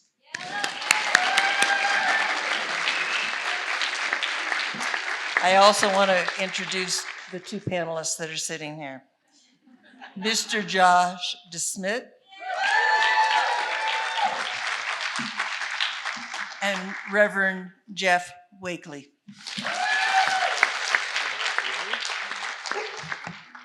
Good evening, all. Thank you all for having me. We have Josh and Jeff here in case anybody rushes the stage, so don't get any ideas. Thank you all so much for having me. Thank you to the Tuff organizers for bringing this together. I think what y'all are doing is incredibly important. That's why I can't stay away. I think these conversations are incredibly important to have. The first bit of good news I have for you is that I was given the questions that would be asked to Dr. Perry ahead of time so that I would not simply quote a lot of things he's written in the past and repeat all of that same material. A lot of you also watched me stand at a podium and recite data from PRRI for about an hour earlier this month. So I hope you have all developed enough respect for the Public Religion Research Institute this month and the wonderful work they do. First, I do want to thank Dr. Perry again. I think that was amazing. If y'all will please.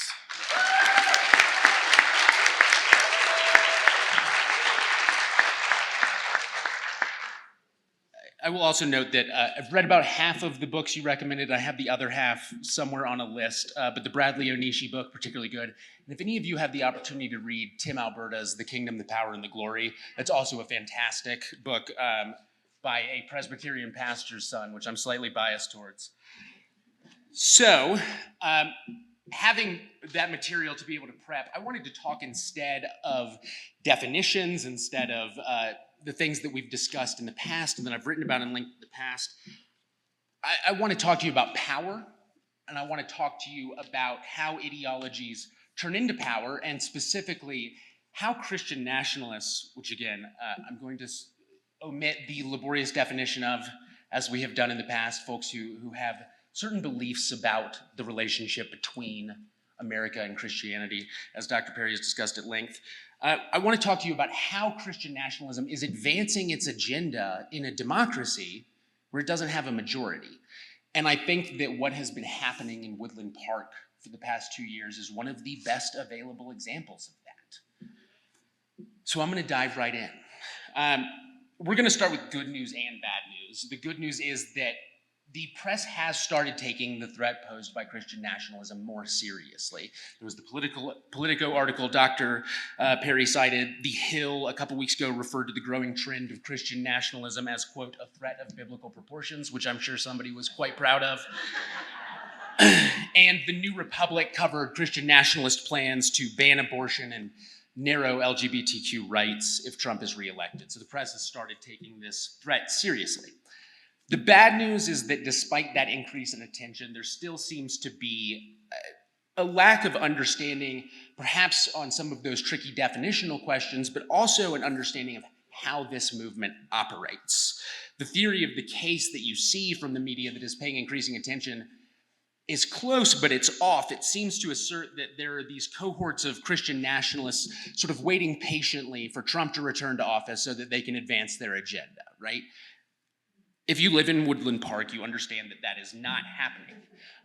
The theory that these articles have put forward is unable to account for that steady forward march of Christian nationalism during the 3+ years since Trump left office. It doesn't mean that Christian nationalists don't need Trump. Don't make a mistake about that.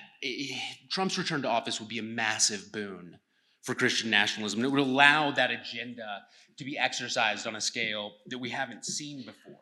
But Trump's not essential for Christian nationalism, and his ouster from office did not cause the ideology's advance to halt in its tracks. In fact, I would submit that the Christian nationalist agenda has advanced further in the 3+ years since Trump left office over the objections of flag and cross-toting supporters than it did during the 4 years that he was in office. We're also seeing a much closer merging of his campaign this time around with those ideas, which might be leading to some of this this disconnect in the media's understanding. He's not essential for the movement, but he would certainly supercharge it, so I don't want to dismiss how relevant that would be. So why am I talking to you about this? Why do I write about this? It's because I've spent a decade trying to understand how ideas become movements and how values can turn into laws. It's a really natural consequence of the fact that I majored in moral philosophy and then spent a year running political campaigns, or a decade, excuse me, running political campaigns. That is certainly the crucible in which you investigate how ideas become actuality. And, you know, apologize, I lost my place. So that quest to understand that condensation of ideas into reality is not only what drove me into politics, it's also what has driven me to attempt to understand what was happening with Woodland Park Schools, or is happening with Woodland Park Schools. And it's the idea that drives my desire to both understand and explain the forces allowing the agenda of Christian nationalism to advance in a democracy where most voters don't adhere to it. One conclusion I've reached in that quest to understand is that extreme movements, Christian nationalism in the contemporary American context, but we see it with the Hindutva in India, we see it even with things like Pizzagate and QAnon. So adherence to extreme belief systems, especially ones that have a divine rationale or an unquestionable faith in its own rightness, those movements don't tend to view power in the same way as mainstream political movements. As a result of that different concept of power, these fringe movements, like Christian nationalism, build and use that power in ways that mainstream political movements often fail to understand or anticipate. Their focus is less on building a broad base of popular support than on moving true believers into places of power and influence, less on controlling the entire apparatus of worldly power than on getting zealots close to certain levers of power from the local level to the national, and then yanking them. We saw one of those unexpected outcomes last week, the yanking of one of those levers, when the Alabama Supreme Court ruled that embryos used in the process of in vitro fertilization are in fact human beings protected under the law just like you or I. This is, as my partner Carrie pointed out, nonsense on its face. If you were to lock a human child in cold storage for months, they would face severe consequences, and so would you. Neither is true for embryos. Nevertheless, embryos are officially Alabamans, at least for now. No, most Alabamans can't either. Thank you. I'm a Southerner, I can say it. Actually, yes, I have an Alabama on stage. So the IDF ruling, I think, was an example. It was an outworking of how, because traditional mainstream political movements don't understand the ways in which fringe movements build and utilize power, these things occur like black swan events, completely disconnected from the networks, the organizing, the years of effort that made them possible. And so the media and mainstream political movements see them and are like, huh, that's not great, but anyway, let's keep moving along. And I think that misses the important part. That ruling, for instance, in Alabama wasn't a fluke. It was the payoff for years of patient organizing and strategizing by the Christian nationalist movement. It was years of moving people like Justice Tom Parker into places of influence, and from those places of influence, changing the law by means largely outside of public oversight. This is one reason that the Christian nationalist movement has been so fixated upon the judiciary for a number of decades. That is the place writ large in the American system that has the most influence over laws with the least exposure to the public. So it makes sense that they would pursue that. So very few people, even in Alabama, were demanding that embryos be deemed human beings. But the ones who were demanding it spent 2 decades flooding every bench in the country with fellow travelers. And now, in Alabama at least, and for now at least, it's the law. Without ever so much as courting majority support, Christian nationalists push one of their sacred envelopes further than it has ever been pushed before. big attention-grabbing victories like that IVF ruling have helped open eyes to the threat of Christian nationalism and the threat that it poses to a pluralistic society in which we can all believe and practice as we choose. But it doesn't, I feel, help people understand more about how these movements operate. You can see that it's a threat to pluralism, but if you don't understand how it's operating, what are you going to do to defend pluralism against that threat? Understanding the movement is important in order to stand for and in defense of the values that we share against not the people who profess that movement, but the ideas that they profess and the consequences they can have. And to understand it, it's crucial to look at the work which doesn't make headlines, the work which aren't big splashy IVF rulings or aren't the one-time NBC parachuted into town to cover a school board meeting. Right? You need more than that. The work being carried out in small battlegrounds across the country, where determined Christian nationalist organizers and organizations are pursuing dogged strategies, not only to claim every piece of cultural real estate left undefended, but to lay the groundwork for future national victories like that IVF ruling. I've spent the last year documenting one of those small battlegrounds. One which has been mostly neglected by the National Press Corps, despite the fact that the stakes of that battle do have the potential to be national and yield national consequences. That battleground, it probably doesn't surprise you, is Woodland Park, Colorado. And for 2+ years, major organizations aligned with the Christian nationalist agenda have worked to turn this town and its school system into a laboratory for Christian nationalist experimentation. That story, what y'all are experiencing, is what has kept me returning to Woodland Park like a bad penny.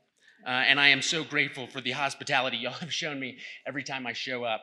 I truly mean that. It has meant a lot to me. And I think that the support and information and help that a number of y'all have given me has allowed us as a team to paint this picture, I think, at least for a broader audience on the Front Range, which I think matters, at least in our neck of the woods, which is the neck of the woods we're responsible for. So the reason I've kept returning isn't because I'm obsessed with Brad Miller and Ken Witt and Andrew Womack, right? It's not that I am so deeply drawn to all of the central figures in this drama. The reason I'm so deeply drawn to it is because I do truly believe that what is happening here, what y'all have been experiencing for 2+ years, is a pilot project. I don't think that it's a pilot project for conquering picturesque little mountain towns. I don't think that's really what's going on. I think, and I think you all know by now as well, that what's happening in Woodland Park is a pilot project for conquering, for Christian nationalism, for the ideas promoted by Christian nationalism, the public school system. That's what we're dealing with here.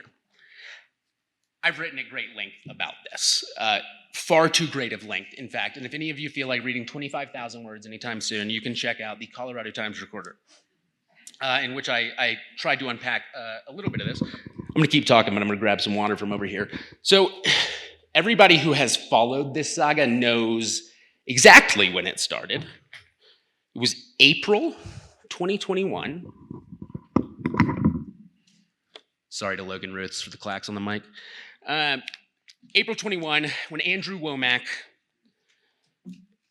for those of you who don't know, Andrew Womack is a somewhat controversial minister and faith healer deeply associated with the movement we call Christian nationalism, whose global ministry empire is based right here in Woodland Park. And it was there in April 2021 that he made this declaration. As many people as we have in this school here, he was referring to Charis Bible College, we ought to take over Woodland Park. So they started trying. That November 2021, a slate of conservative candidates ran an aggressive campaign to win the majority of seats on the school board. Which, not only an aggressive campaign, those were some of the first contested school board races Woodland Park had even seen in a decade.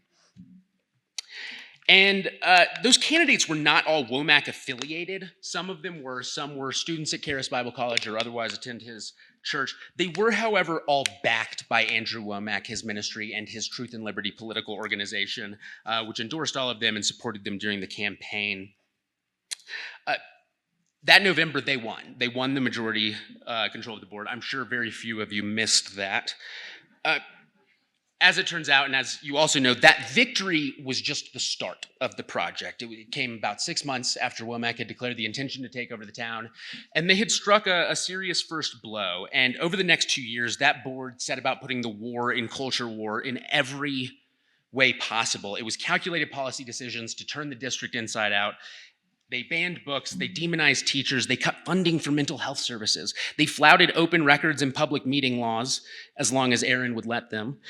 And they did everything within their power to approve and support a controversial conservative charter school, Merritt Academy. Unfortunately, all of that was prelude. It wasn't until January 2023 that the Womack-backed board's ultimate target became clear. It wasn't administration, but transformation. That was the month the board introduced the American Birthright Social Studies standards for approval. And it was the introduction of American Birthright that made it evident, at least to me, that the goal here was not necessarily to ensure that students received a quality education. It was to ensure that they received a conservative education, and in many ways, a Christian education. And they were going to do so by changing history. So I had spent months researching and reporting on what was happening in Woodland Park, still struggling to understand what the goal was, right? Like, was it to conquer just a picturesque little mountain town, great views of Pikes Peak? Like, let's take them for God? Maybe, right? I had the opportunity to tour Karis's campus last week, which, by the way, is beautiful, but also has quite possibly the best view of Pikes Peak. So it's plausible, but that's clearly not what the goal was there. When they introduced American Birthright, things sort of started clicking, and it allows the rest of the pieces to fall in place. And one thing that it showed us was that what was happening in Woodland Park might have been started by Andrew Womack, but by that point, it wasn't just about Andrew Womack. A lot has happened here over the last 2 years, but I believe that the shepherding of American Birthright into the public school system trumps all of them. Not only in importance and the potential for national ramifications, but in what it shows us about how a small group of determined radicals struck a major blow for their ideology.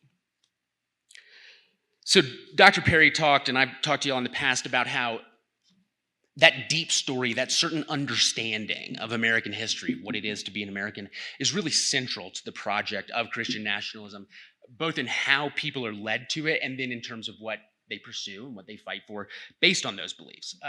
I've somewhat uncharitably in my notes referred to this as a thorough misreading of history. And that thorough misreading of history has always been central to the Christian nationalist project.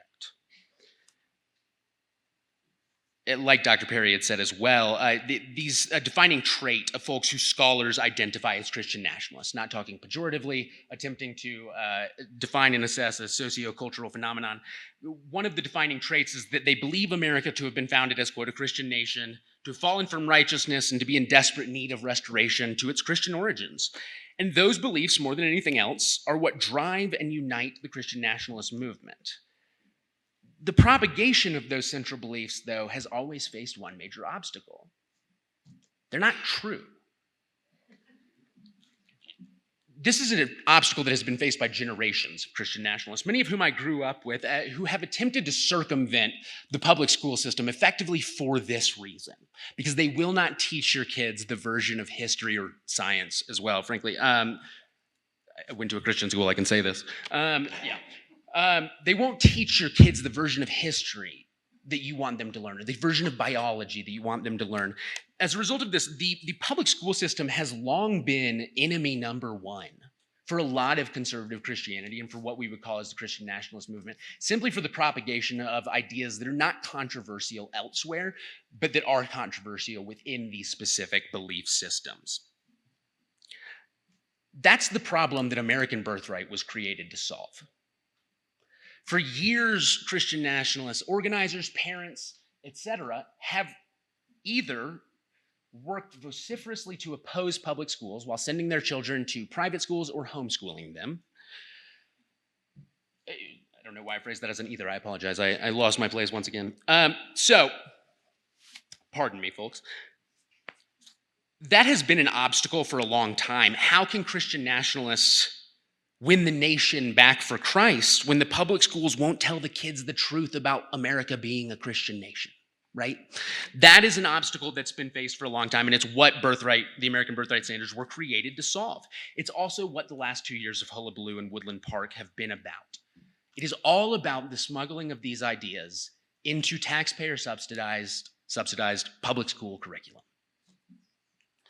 Instead of fighting against the public school system for the first time in decades, they are attempting very consciously to make it work for them.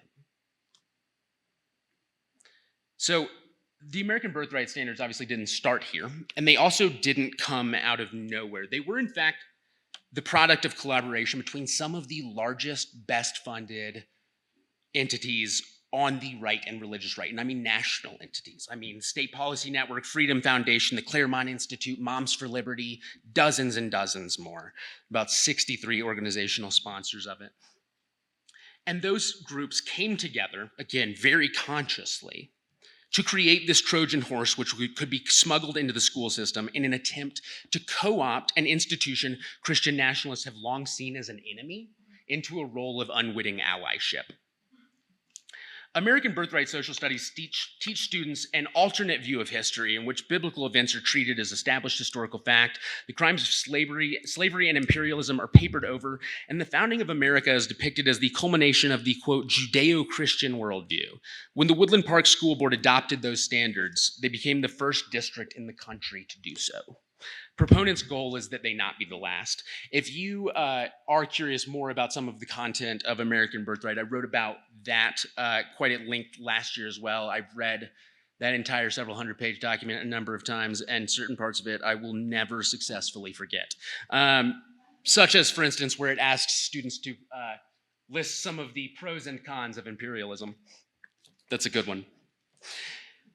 So, David Randall, who was the executive director of Civics Alliance, this umbrella group that came together to create American Birthright with all of these other groups, exclaimed that Woodland Park has just become a model not only for other school districts in Colorado, but for school districts around the nation. He said that upon Woodland Park adopting those standards last year. And every time a new district or state adopts the standards, it will become easier for the next district or the next state to do that. What happened here was the hardest part. They went first. Even now, American Birthright is being considered for statewide implementation in Ohio. A number of other states are looking at it as well. The Colorado State Board of Education, of course, rejected it. But Colorado is also where they were able to get it in because of certain controls that our districts have over standards and curriculum that in other states are often held by the state legislature. So there is actually a little bit of an administrative difference that made Colorado a particularly good place for Civics Alliance to try to find a place to pilot American Birthright. And then, of course, when a very prominent, very conservative pastor who has a good deal of influence over a sizable portion of the local voting population in an area declared openly that his town was available for takeover, I think that some folks dovetailed those ideas, and I think that it's worked about as well as they had hoped.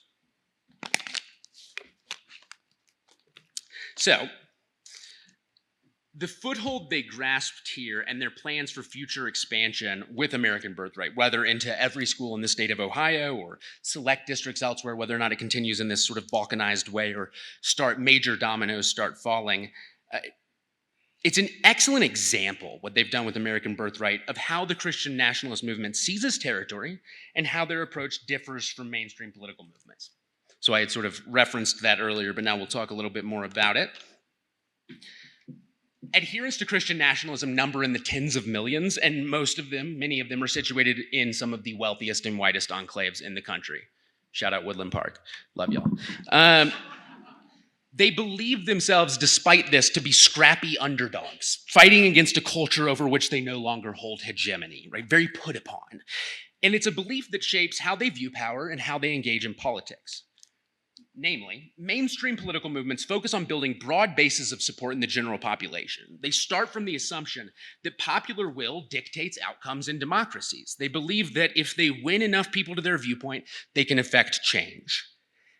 Fringe movements, and Christian nationalism chief amongst them in the contemporary American context, operate on a different assumption. Christian nationalists assume, often explicitly, that the majority of the population will not side with them. Not yet. Not until after the nation has been restored to its Christian roots. After all, if the majority agreed with them, they would not be persecuted minorities. And they've already decided that they are. Operating on this foundational assumption of their own persecution, their own rejection by the majority, Christian nationalists have sought to effect political change in anti-majoritarian ways. In recent years, Christian nationalist political organizing guided by this assumption has focused on the parts of the American system where power is most removed from the national popular will. Hence the judiciary, local governments, school districts. They look for opportunities, places where the ground might be soft enough to sow a seed, and they wait. They wait for the abortion case to cross their docket, or for the opportunity to cancel the local pride parade to come before them on city council, or, for instance, the opportunity to take the first hardest step in smuggling Christian nationalist curriculum into the American public school system. It's not about cultivating mass support and using it to turn a large ship slowly. It's about distributing true believers through society, waiting for the iron to get hot, and then supporting them when they strike. You don't have to take it from me. As part of my reporting on Woodland Park's woes last year, some of you may recall that I obtained secretly recorded audio of Brad Miller, the lawyer for the school district. He's a longtime conservative legal operative and lawyer to the school board here, and he was speaking at a Freedom Foundation conference in Denver last year. Actually, a fun side note on this. So Freedom Foundation this convention was held in this, it strikes me now as kind of harebrained attempt by the Freedom Foundation, which is part of the State Policy Network and one of these major right-wing think tanks. They focus a lot on education stuff, and they're always trying to go after teachers' unions. They held this convention at the Gaylord in Denver last year. This is not part of my prepared remarks. I just think this is funny. And they sent out these missives to school districts all over the country, offering not only to pay for lodging and all that, if you're like, please send your teachers to our anti-teacher conference, right? They also offered to pay them like several $100s per teacher who showed up. The inside source who provided this audio for me numbered attendees in the dozens, and they had rented the like massive Gaylord standing in the field out by the Denver airport now. So this convention where Brad said all these things did not actually go particularly well, but it did for us. So again, you don't have to take it from me. We have Brad talking about some of this and talking about these strategies that are employed. And one of the things he said that has really hung with me is we don't have a majority in a lot of places. So when we grab it, we move quick. You have to be very cognizant of building a structure quickly, but without being too dramatic, he said. Miller talked like this for like 2 hours. He was on this panel with the chief of staff to the Florida superintendent of schools and the chief of staff to the Oklahoma superintendent of schools. Y'all might notice one of those as working for Ron DeSantis and the other as having just hired Chaya Raichik of Libs of TikTok. So that's the company that Brad was keeping on stage there. And as they talked, it became clear that all of them were also referencing their particularly nationalistic brand of Christian faith as this went on. It was not a Christian nationalist conference. It was a we don't care for public schools because our billionaire benefactors told us not to conference. But they certainly all drifted into this. And one thing, again, that Brad said that hung with me, it's this very Athanasius statement, contra mundum, right? Brad says, I look, for example, at Colorado, the transgender expression laws, and the opportunity that our state has given to children to ostensibly express their gender differently. And I feel like Winston in 1984. And I feel like I'm alone against the world. And the truth is, most of our community is blind to truth. And as a believer, it feels end times-ish to me. Ultimately, what happened in Woodland Park is that Andrew Womack created an opportunity, and a constellation of true believers, national organizations, and political operatives seized that opportunity. I'm telling this story again now, not because the threat has abated, but precisely because it has not. Like I mentioned, even now, the American birthright standards are being considered for statewide implementation in Ohio. And even now, in 100 small towns across the nation, opportunities are being created and apparatuses are revving into gear to seize them for God and country. Even now, other cases concerning IVF or abortion or birth control are finding their way to courts where judges steeped in the beliefs of Christian nationalism eagerly await their opportunity to strike a blow for the kingdom.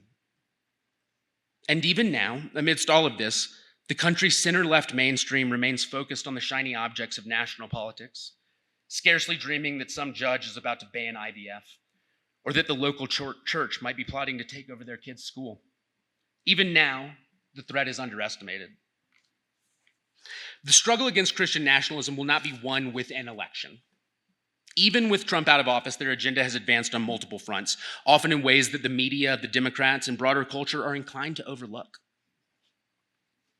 While the mainstream operates as a traditional field army, holding crucial cultural emplacements, advancing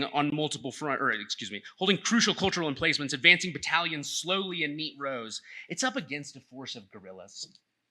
Burning supply lines, fomenting unrest, and recruiting partisans in occupied territory. We are fighting this fight in different ways. And it's not necessarily going our way. The forces of pluralism, are up against a distributed opposition, and this is key, which is organizing on levels lower than the mainstream has considered in years. Look what they've done with your school board in a town of 8,000. That is, if you were to rank all of the political offices in America closer to the bottom than the top, right? And look what they have wrought. One moment.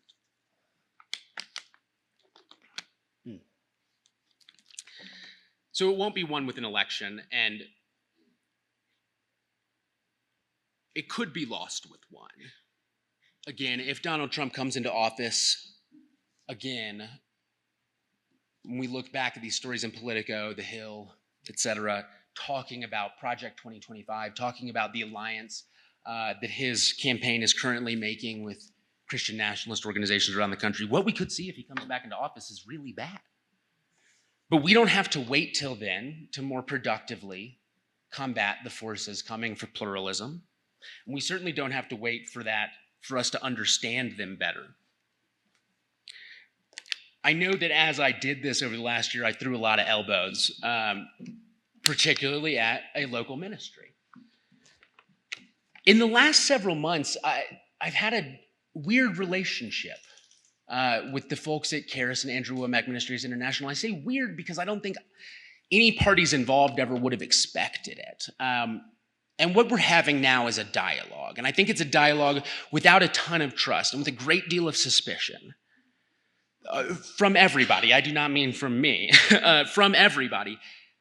But I think that we have embarked on a course of actually trying to understand what the other is saying. At least that's where I'm coming at it from. And that has been a fascinating opportunity. One of your city councilmen has sort of repeatedly told me that the term Christian nationalism is a slur. And I keep asking him in this email exchange we're having if there's another term he would recommend, right? And he keeps not coming to one, but I have made the offer to him sincerely that if there is one, if there's a comparable term that discusses and describes the same things but will not cause ears to shut immediately upon hearing it, I will gladly use that term. They had me last week to visit their campus at Charis. It was beautiful. It's a massive property out there. I didn't really know what to expect. It was lovely. And even that, it was an hour of us kind of awkwardly being kind to each other while not necessarily fully understanding what the other believes and not necessarily fully being sure if the other was recording us. And I think that we're trying. And something that I've tried to keep central during that dialogue is that I can be kind and loving without being deferential. And I can be polite and engaging without ever, as Dr. Perry kind of emulated, sort of, a little bit of dominionism is fine, right? Like without betraying what I believe. And that has been a challenge that I have kept issuing myself, is to continue standing in that position and continue having these frankly uncomfortable conversations. Not because I think we should all just get along no matter what anybody else believes. And this is thoroughly off script here. As I have talked to more and more people from inside that ministry, I've not only come to understand a complex view of them as people, but I have also experienced the desire to make sure they know that they could have love outside of that community, that they can be a part of this community, and that it doesn't have to be walled off in the way it is now.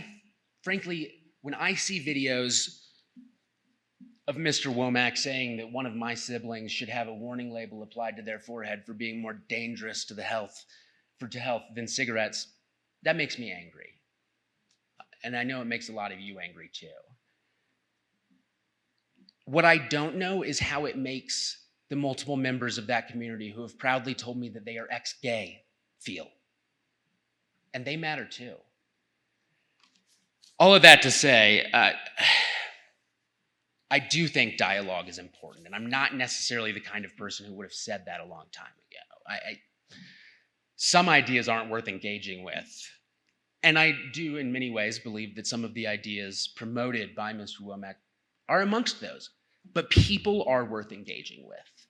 And that is the only way that you can move them from one set of ideas to the other. You do not do it by tweeting at them. You do not do it by doom scrolling. And you certainly don't do it by chastising them or showing up to a library to yell at them, you know. Honestly, I had as much fun that night as y'all did. I'll get back on script now and wrap it up. Understanding how these communities and these belief systems operate is important because in some ways we should emulate them. We should meet them not on the field of battle, but in the pews and in the schools and in the supermarket aisles, and to share with them at every opportunity that freedom of religion means freedom for their religion too, but theocracy risks everyone's. This podium moves. It is important to attempt to reach them even while we resist their aims, to tear down superficial boundaries and unite with anyone who will unite with us against the threat to pluralism, like you have done here in Woodland Park, where a coalition of Democrats, Republicans, believers, and unbelievers have come together to protect the home they share from those who would make any of them feel less welcome in it. I am relieved that the media is finally taking this seriously. I am. And it's time for organizers to follow suit. While the struggle against Christian nationalism can't be won with an election, it can be lost with one. And time is getting short. We would all do well to heed the lessons of Woodland Park, to learn how to fight supremacy with community, and how to recognize what is being fomented in our midst before the clock runs out altogether.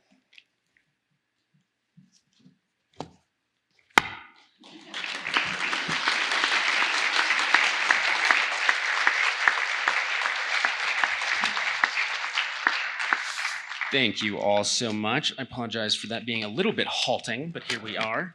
I said one of the reasons I have kept coming back like a bad penny is it's not because I'm fascinated by the characters involved, and that's partly true. Look, I have a dad. I know pastors who don't like me, right? It's a joke. But there is one set of characters that has fascinated me, and it's you guys, right? It's the teachers. It's the parents especially. I remember the first time I met Kelly Hunsaker after reading like 100 emails she sent that I, had via Quora requested. To me, y'all are some of y'all are sort of living legends because I've read all of the emails you've sent your local school board members, et cetera. Jeff and Josh have interesting perspectives to bring, and I'm really interested in hearing from both of them. Jeff is a man of the cloth. Josh is a teacher. In different ways, but very acute ways from your different positions in this community, y'all have had to deal with this. And when I say this, I don't mean Christian nationalism writ large. I mean, really, there's this battle we talked about. There's this way that power is used and conceived of, and I think we're kind of missing the mark on counteracting it in a lot of places in the national culture, et cetera. All of that aside, y'all have also gone through something as a community that I know has been dramatic. I know that as many of you who weren't friends before and are close now, there's also the opposite effect. And I grew up in a small town, and I know what it's like when those waves go through, and it's hard, and it disrupts your daily life, and it leaves scars in a community. And I think just two of you have had to face very interesting aspects of that. So I'm going to introduce these guys, and then I'm going to ask them to tell us a little bit about what they've seen. And if it's all right with y'all, we're going to go to the Reverend Wakeley first, and then we'll talk to Mr. DeSmidt, as I imagine your students call you, right?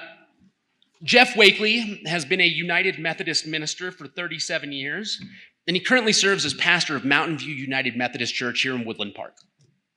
Jeff graduated from Phillips Theological Seminary in Tulsa, Oklahoma, with an MDiv, with a Master's of Divinity degree. And during his career, he served in churches in Oklahoma, Central Pennsylvania, Montana, and Colorado. Though several ministers in Teller County expressed admiration regarding this seminal event on Christian nationalism, Pastor Jeff Wakeley is the only minister who dared to step forward to discuss this topic in public without fear of, quote, losing a large portion of congregation members, unquote, as a result.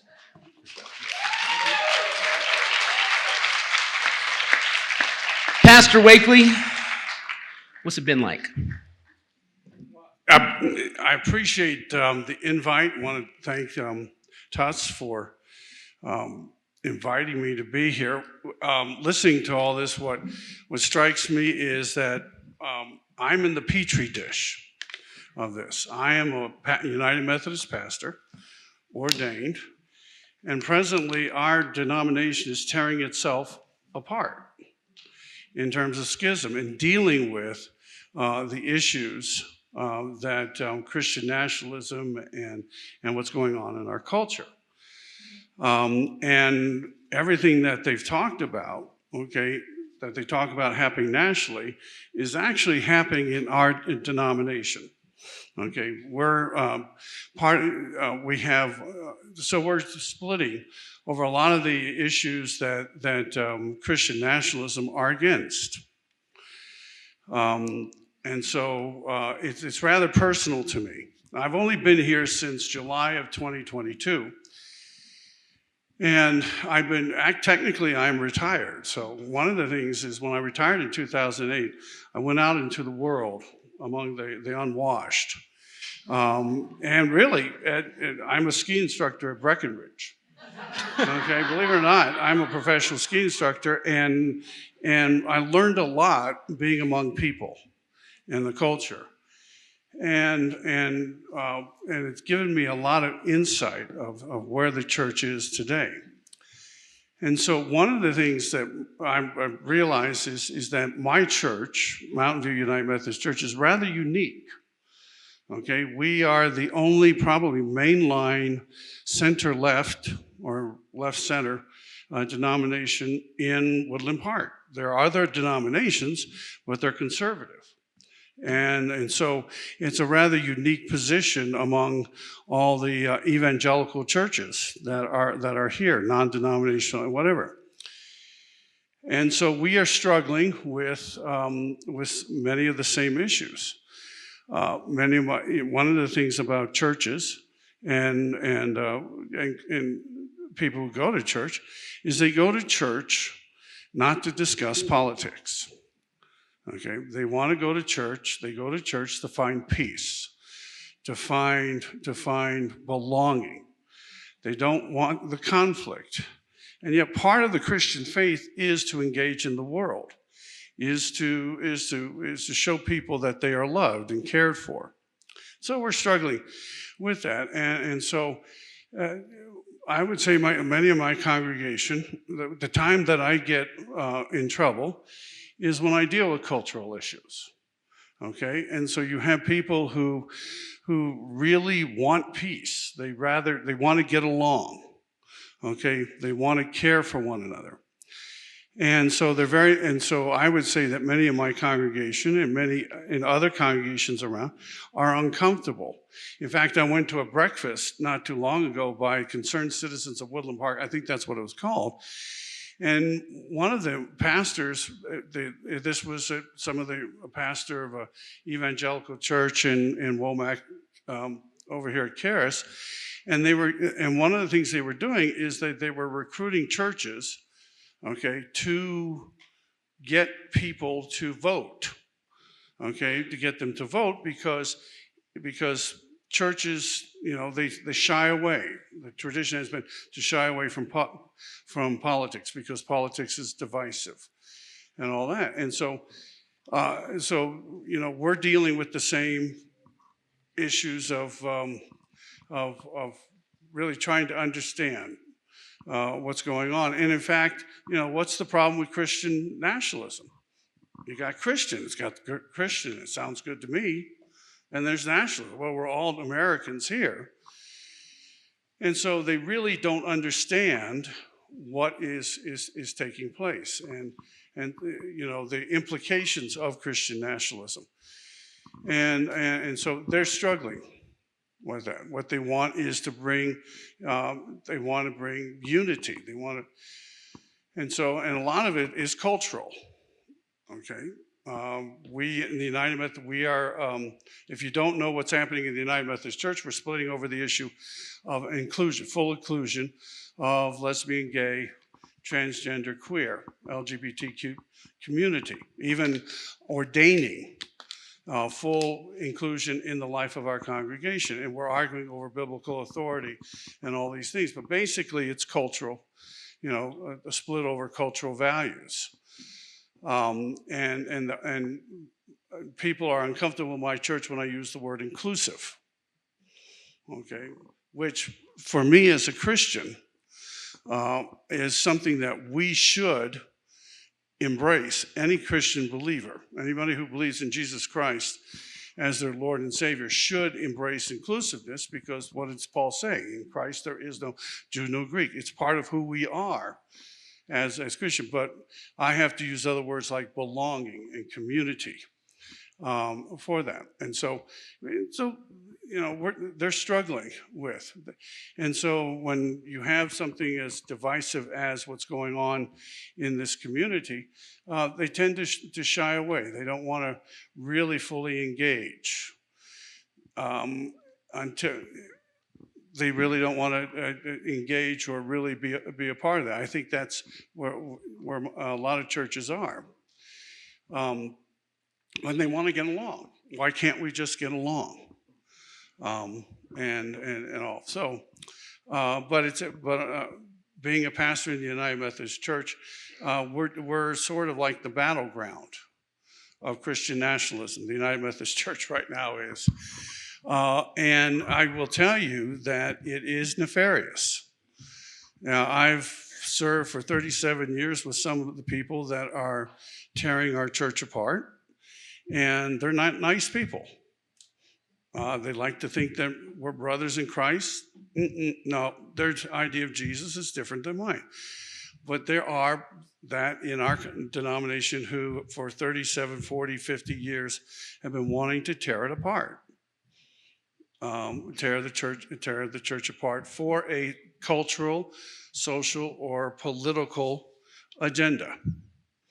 And so that's what we're struggling with in our church, because, and for Mountain View United Methodist Church, of course, we're unique, okay? And one of the reasons why we're unique, not just as a church, but theologically as United Methodists. Okay, we have a particular way of interpreting Scripture, of who God is, and how we're focused on building community, on relationships. One of the things I say, people ask me, well, why do we do the things we do as United Methodists, is because we were never persecuted. We weren't burned at the stake. Methodists weren't burned at the stake. In the Reformation, evangelicals and other denominations, there's an enemy. There is the devil. There is this sense that we talked about, persecution. United Methodists never had that. In fact, Methodist, if you don't know, is a derogatory term. Okay, we were called names for wanting to share the love of God, of Christ, with people who are poor, outcasts, with all people. And so I haven't been here long, but I do sense in my congregation the struggle to understand what is going on, and also the desire just to have peace, to get along. As I get the high sign, I think you've actually reached an amazing point. Let me ask you one thing. You believe in the same Savior as our friends at Charis. Yes. If there's one thing you could say to them about why your belief in that Savior's blood has led you to such a different place, and perhaps why you would encourage them, what would it be? I think what I would say is that I preach this and I believe this.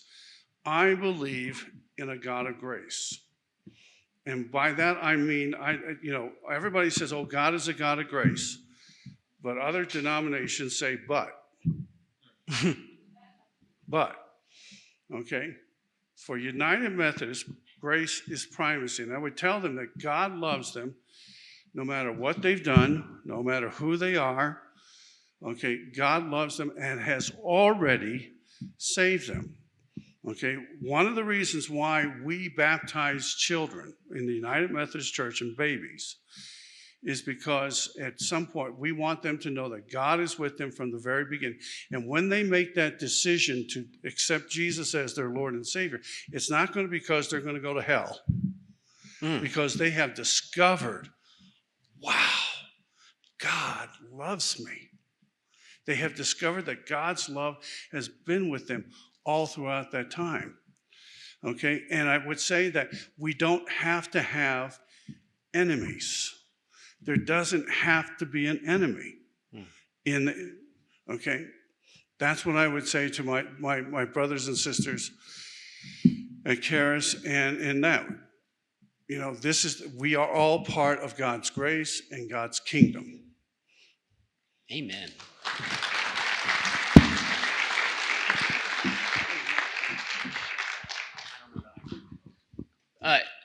Thank you for giving it up for Pastor Wakeley, and thank you so much for sharing that with us. I truly, as Dr. Perry pointed out, I think that the Christian perspective is a crucial one here, and as I had said to y'all last time I was in town, the most important allies we can have in defending pluralism against that which would threaten it from Christian nationalism are Christians who are not Christian nationalists. That is a vital voice.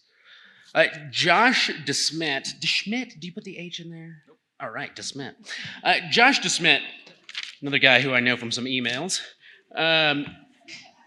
You really, in a lot of ways, took the brunt of the school takeover in a way that some other folks did not. Josh is a long-term resident of Woodland Park, and he worked in this school district for 15 years. Your son attended Woodland Park schools from kindergarten through 11th grade. You've performed many roles in the school system, culminating as the district restorative practices coordinator. And in this position, Josh specialized in reducing zero-tolerance discipline practices for at-risk students with the goal of retaining kids in school and building trust and positive community. He also recommended a book or two that seems to have, I think, elicited some ire.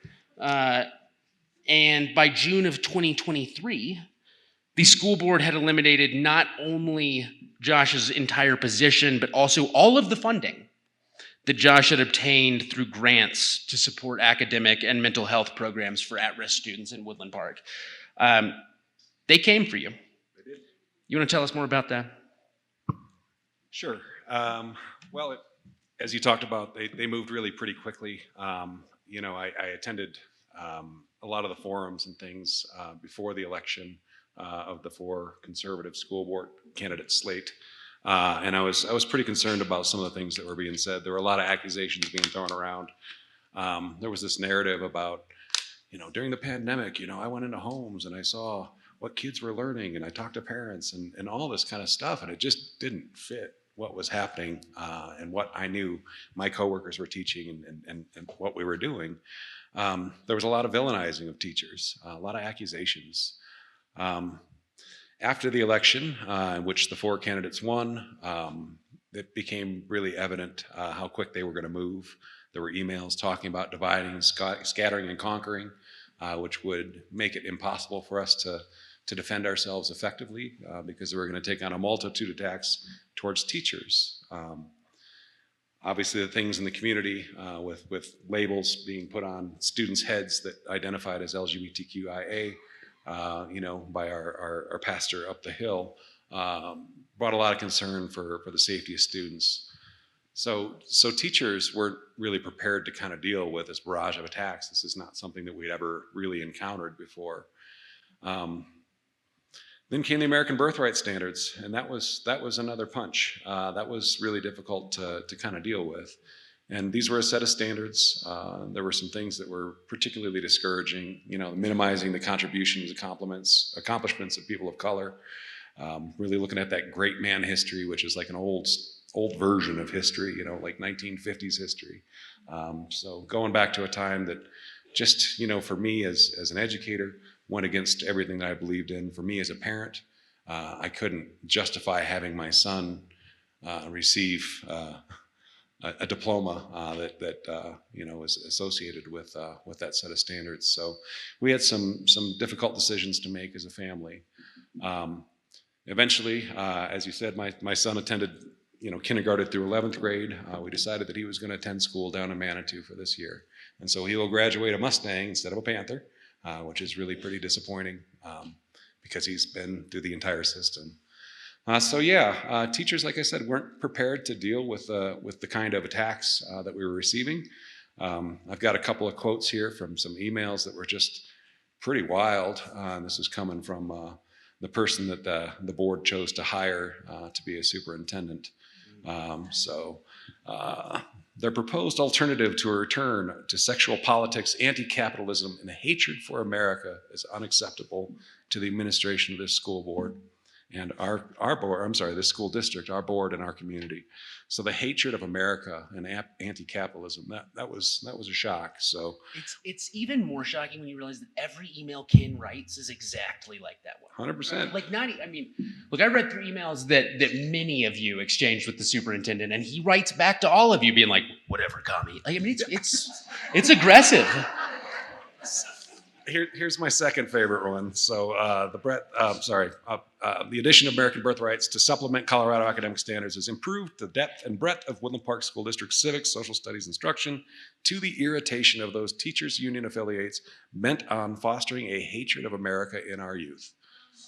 So that's a quote from the current leader of Woodland Park School District. So yeah. What's that? To the entire district. Hold your comments. It is a challenge to be vilified. It's a challenge to go to work and try to maintain morale and try to be present for kids. My position was cut. They returned $1.3 million in grant funds. They gave that money back to the state. That was money that was used to support the mental health and well-being of our students, and it was all given away. Did anybody ever give you, that part strikes me as so needlessly cruel, right? Like, they get mad at the existence of a book by Ta-Nehisi Coates and whatever else, and they're like, we're going to strip millions in special education funding. And I know that in certain circles here, the special ed got conflated with SEL and CRT and these things as, teaching children to be nice and that other races exist, and that it got sucked into this parents' rights thing, and I could maybe see that falling casualty to that, but it doesn't quite make enough sense. Was any rationale ever provided for why they would yank back these funds?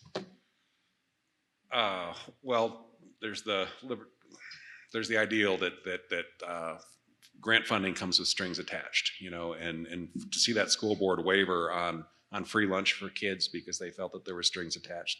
I just couldn't even get behind or comprehend why you wouldn't want kids to be fed. That didn't make any sense to me.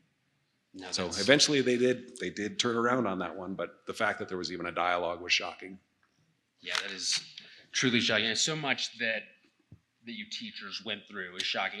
Obviously something I couldn't report because it was off record. I spoke to a great number of teachers off record who were afraid to say anything on record, right? Because not only will they get emails like that, not only might their programs be cut and their jobs be cut, this is exactly what they were afraid of. And Josh, you stood up to it and you didn't back down, and I know that earned you a lot of respect and appreciation, and I also know that it cost you a job, and I am so sorry that it did. Frankly, that's a word I'm not going to say on stage, but it starts with a B. Well, there are so many teachers that are still dealing with this on a daily basis, and so I want to be there for them. We've got two whole grade levels that are losing their school, so their school has been taken away from them and they're being shoved up to the high school. So not fair. That's the middle school, right? Yeah, and that would be on behalf of that charter school I had mentioned in the piece. One last thing I'll ask you here. So I had sort of, it's my feeling that seizing control of the public schools is really that it's about this change of curriculum. That is something that they see as a boon for their movement. If the government will subsidize the paying to teach children sort of semi-mythical beliefs that they have, that advances a movement.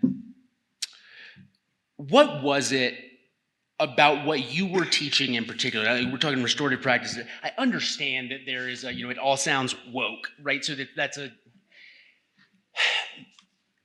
Do you think that it was? Do you believe that you were singled out because of the nature of what you were doing being possible to see as progressive as opposed to just like good for children and a necessary part of the school system? Do you think that you were singled out for that? Well, I believe that the concept of restorative justice kind of goes in the face of a lot of what Old Testament style of justice, right? So it's retribution justice compared to restorative justice, right? What I aim to do is build community and make our learners whole, because I believe that behavior needs to be taught just the same as algebra, and that kids are kids and they deserve to make mistakes and be accepted.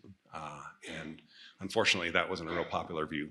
So, all right. Thank y'all both so much for sharing with us.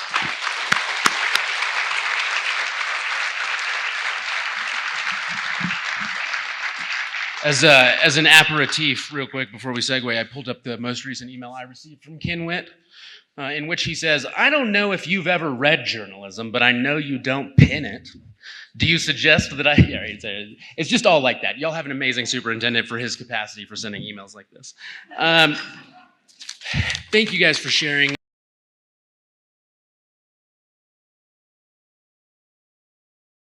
I think for the sake of the presenters and all of us who will need to drive home, we will keep it short for a public comment time, but I'm sure that the guests will be more than happy to engage questions at a later time. We are live. This is being recorded live. And the first introduction was not recorded, and I've been asked, due to the fact that this will be presented on YouTube, to repeat who has sponsored this event. So I'm going to repeat what I had said earlier. This event is sponsored by Teller United for Facts and Freedom, also known as Tuff, Tuff, a local grassroots organization of neighbors and friends in Teller County who share a deep commitment to fostering open dialogue about complex issues within our community. You can find this organization on Facebook under the name Tuff Teller, and also on YouTube under the name Teller Tuff. So at this time, if the questions have been collected, I don't know who collected them. Oh, they're still being collected. Pardon? Oh.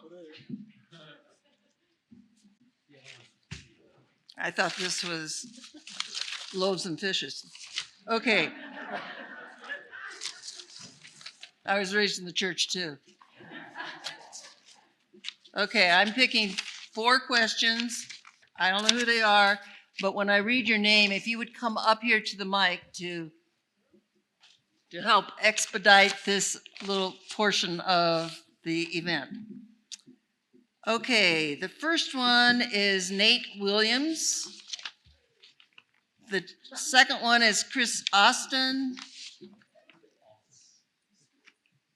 The third one is Rodney Sanders, and the fourth one is Kirk Greenstreet. I don't know. I just picked them randomly and I shuffled them all up.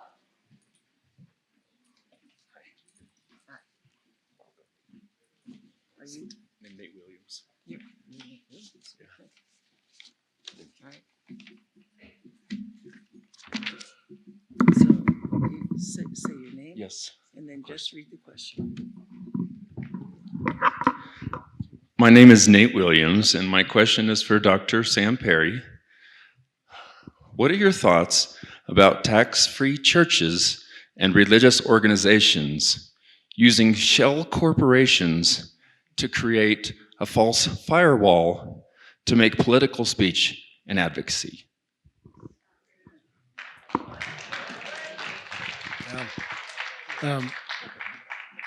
I may kick this one to my panelists as well, but I think this is an example of what I'm talking about. How say Christian, kind of the connection between say church and state, Christian nationalism that undergirds this idea, can be used to, I think, subvert the law in some really important ways. So right, so you've got the possibility, you've got the possibility that churches could fly under the radar and use the system to be able to embed themselves with certain kind of advantages, meaning say like certain resources that they have, and to be able to further an agenda that isn't primarily about civic service, but is primarily about preserving the political influence of particular groups.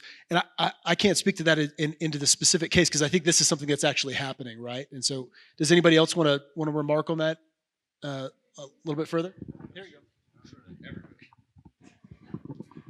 So I took this a little bit as a reference to truth and liberty, right? And the structure of, just hypothetically, say you have a series of C3s and C4s, an IRS who is not interested in enforcing the Johnson Amendment, and at the very top of the chain, a husband and wife who cannot be compelled to testify against each other. That would be a truly interesting setup. I don't know that I have all that much to say about it, but it does. The question is raised for me often whether or not churches are in fact breaking the law with their political activity. And it often seems as if the answer might be yes, but when laws aren't enforced, are they really laws? I'm not sure to what extent that matters. And I know that the Trump administration, but they attempted to sort of ratchet down the Johnson Amendment, and I can't remember exactly how that worked, but I'm not sure that anybody has been busted for preaching or politics from the pulpit in quite some time. Like, I don't know that that's... Really?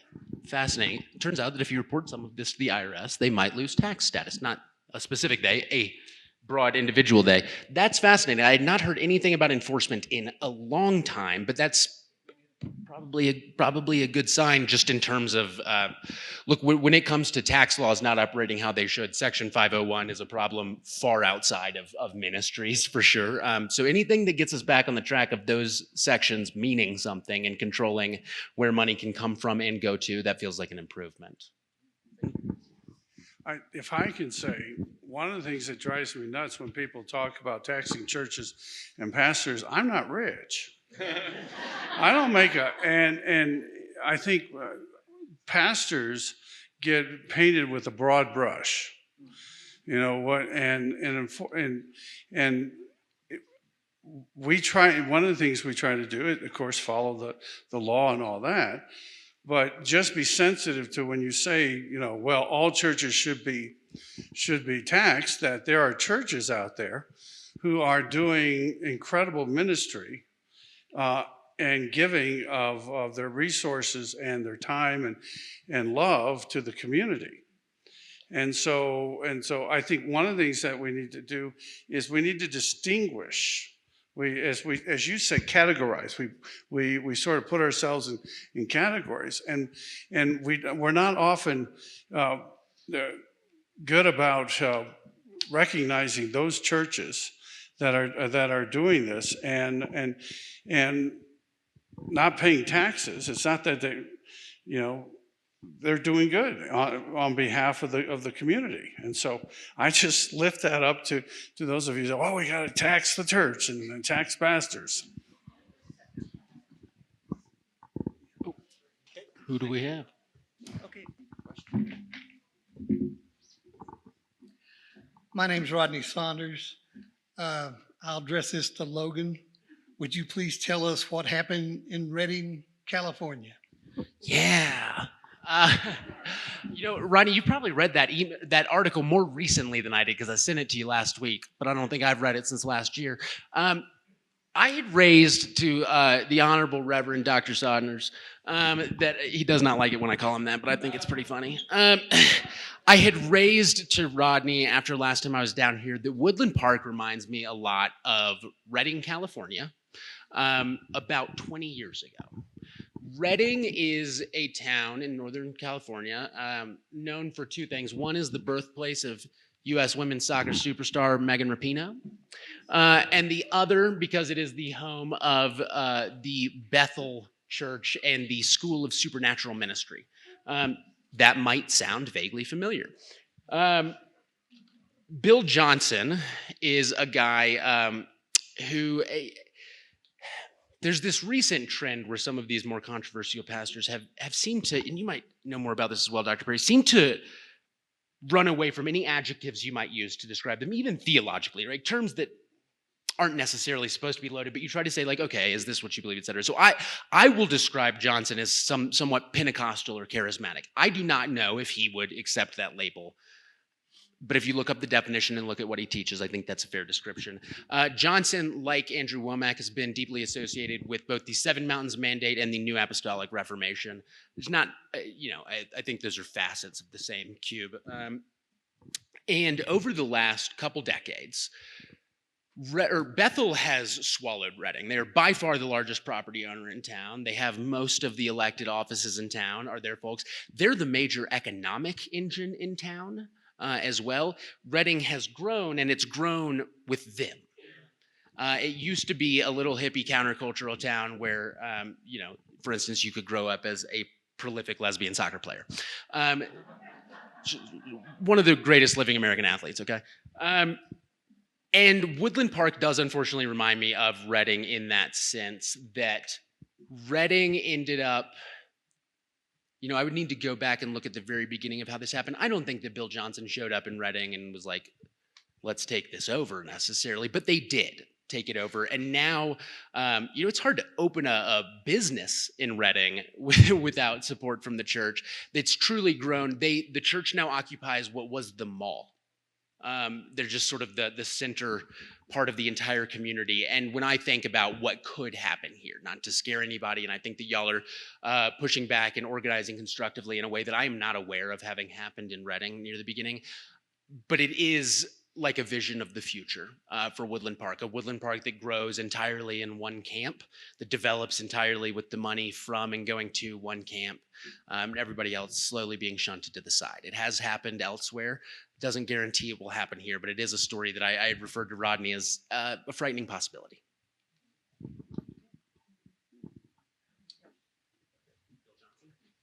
Can I just real briefly? I just want to comment on this. So, I think the phenomena that we see, like in Redding and in Woodland Park, kind of strong versions of Christian nationalism showing up in probably pretty wealthy areas, that comparatively so, should not give the impression that Christian nationalism as a national phenomenon is associated with prosperity in any capacity. So I want that to be clear, that is at the individual level and at the corporate level. So if you look at survey data, survey after survey after survey after survey, people who subscribe to Christian nationalism, the more that they are less educated, they have lower incomes, their life outcomes, quality of life things are not better, right? Like that, it is not the fast track to personal prosperity, nor is it the fast track to any kind of societal prosperity. So if you PRRI, you should look this up. They just issued I want you to do a little experiment. Okay, so PRRI, Public Religion Research Institute, just within the last day or so, issued a report where they surveyed something like 22,000 Americans across the country in multiple states, and they show, they have various maps that they showed kind of the percentage of each state that subscribes to Christian nationalism, like the average score. I want you to look at the maps that they show. Then I want you to look at state maps of poverty rates, educational attainment, various other kinds of any kind of outcomes that you want to, based in terms of quality of life, crime, all of those things, and you will see basically those maps will be indistinguishable from one another. The heat maps where you see stronger instances of Christian nationalism, you'll see stronger instances societal decline, because it is not prosperity that leads to or is associated with Christian nationalism. It is a sense of it is only certain people's prosperity that grows from Christian nationalism. Is that clear? Right? Like it's everybody else's bad situation leading to a handful of people's mega prosperity. And so just want to be clear at that, like that is the way those two things are associated.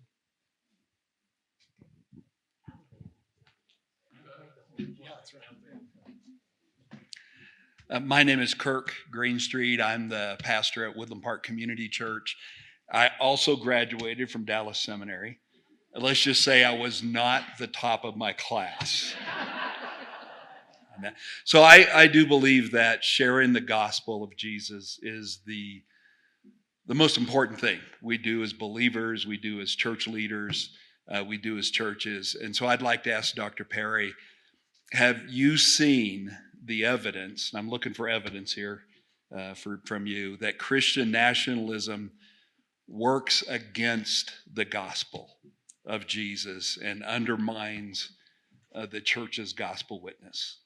So I promise I didn't plant that question, but I have a ready-made response. So this is a really important one. So and this is something as a social scientist, it is encouraging and heartening as social scientists when you keep on finding the same patterns over and over for a long, long time, because it makes you feel like, okay, there really is something there. This isn't the way we ask the question. It's not a certain survey or a little pocket. This is something that for the last 2 decades, we have found this phenomenon across political science, sociology, psychology, and various ways you want to study it, survey research, experiments, all of these things. What we are finding is due to the association of church and state, of religion and politics, basically the phenomenon that I described earlier, that when somebody identifies as a Christian, that basically tells you a whole laundry list of things about them now that you wouldn't have necessarily been able to conclude 30 or 40 years ago. When somebody says that I'm a Christian, it means that they are Republican, that they are conservative, that they are rural or suburban, that they drive a pickup, that they don't drink Bud Light or go to Target or those kinds of things. So you knowing that, people and especially young people are not stupid.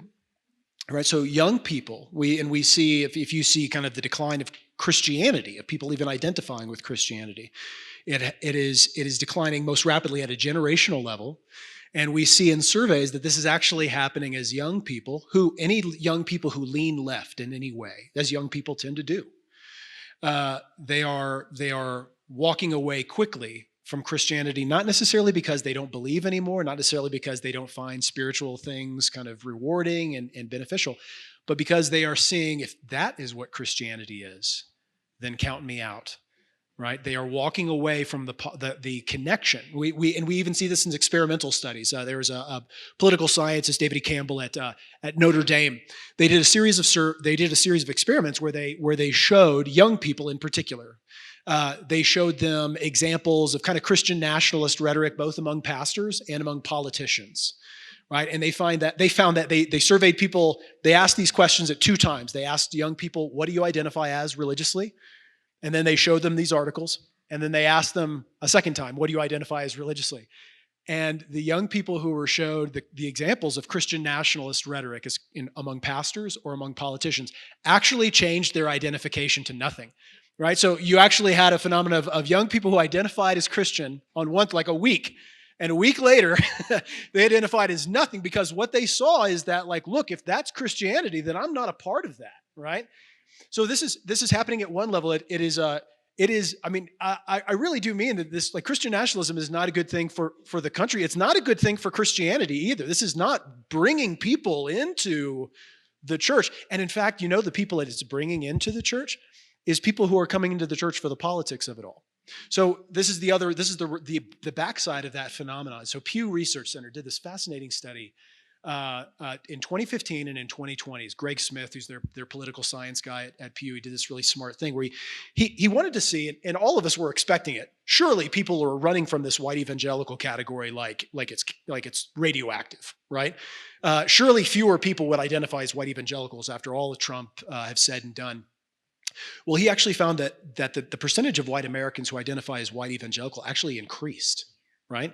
But he wanted to dig in a little deeper, and he looked at who actually started calling themselves white evangelical when they weren't. It wasn't people who were going to church. It wasn't people who were praying more. It was just Trump supporters.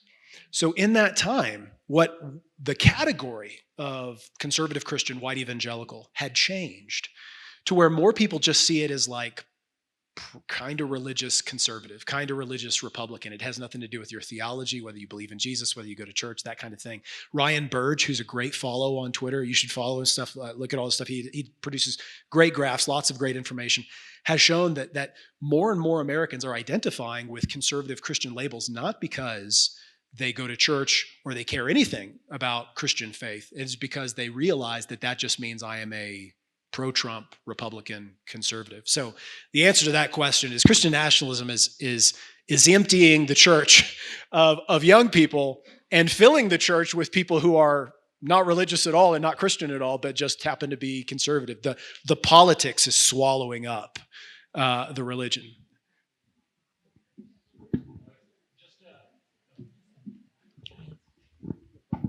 Just to slightly supplement that, Ryan Burge actually put up an article yesterday showing that the numbers of Muslim, Jewish, and atheist people identifying as evangelical is also on the rise. So it, I think, speaks to the very same thing.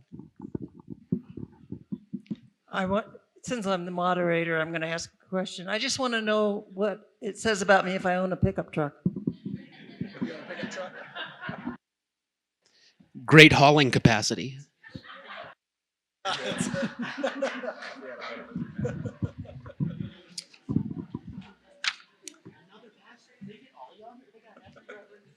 Apparently they picked all the pastors to come up and ask the questions. And I too have a pickup truck. Give your name. My name's Chris Austin. I'm a pastor and I actually pay my taxes.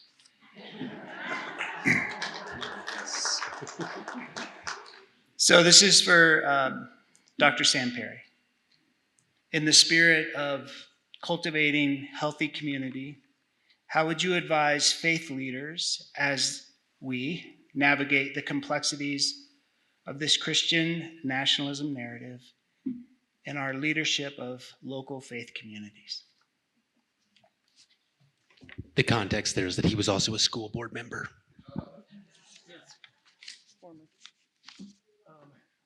So this is something after. There we go. After 2020, there has been, and this has happened in my church and churches around Norman, I assume churches everywhere else, this is just kind of a phenomenon around the country. There was this very, very visible and palpable sorting, that an elevation of kind of the sorting patterns of how you responded to George Floyd, how you responded to COVID, how you responded to Trump, what you said or didn't say, whether you were too woke or not woke enough. People decided no more for me, and they basically sorted into like-minded churches. It exacerbated that kind of thing. So I realized there is, and a lot like our pastor friend was talking about in the United Methodist Church, there is a feeling that there is an increased penalty as a minister for even speaking up about these things, because you're afraid that if I deviate in any way from just kind of keeping it spiritual and keeping it about like good feelings and keeping it about like everything that is not talking about any kind of like issues that are going around, if I do address those kinds of things, somebody's going to leave, and I'm just going to extend this kind of thing of people just give up and walk out. I think at the very least, I appreciate when my pastors, well, at the very least, kind of speak to that phenomenon, that I was talking about earlier, that there's this temptation to leave when not every single thing that is addressed in my church, or that people in my church that we don't agree on everything. Like, that's community, right? Like that is living with one another, is bearing with one another with grace and love. I think there has to be a point where we say we disagree, and that's okay. And we have to decide for ourselves in our own communities, in our own relationships, where is that line that I cannot cross, that no longer can we have fellowship because it has become so severe. But I hope that's not early. I hope that's really late. I hope that's really far down the road of those kinds of conversations.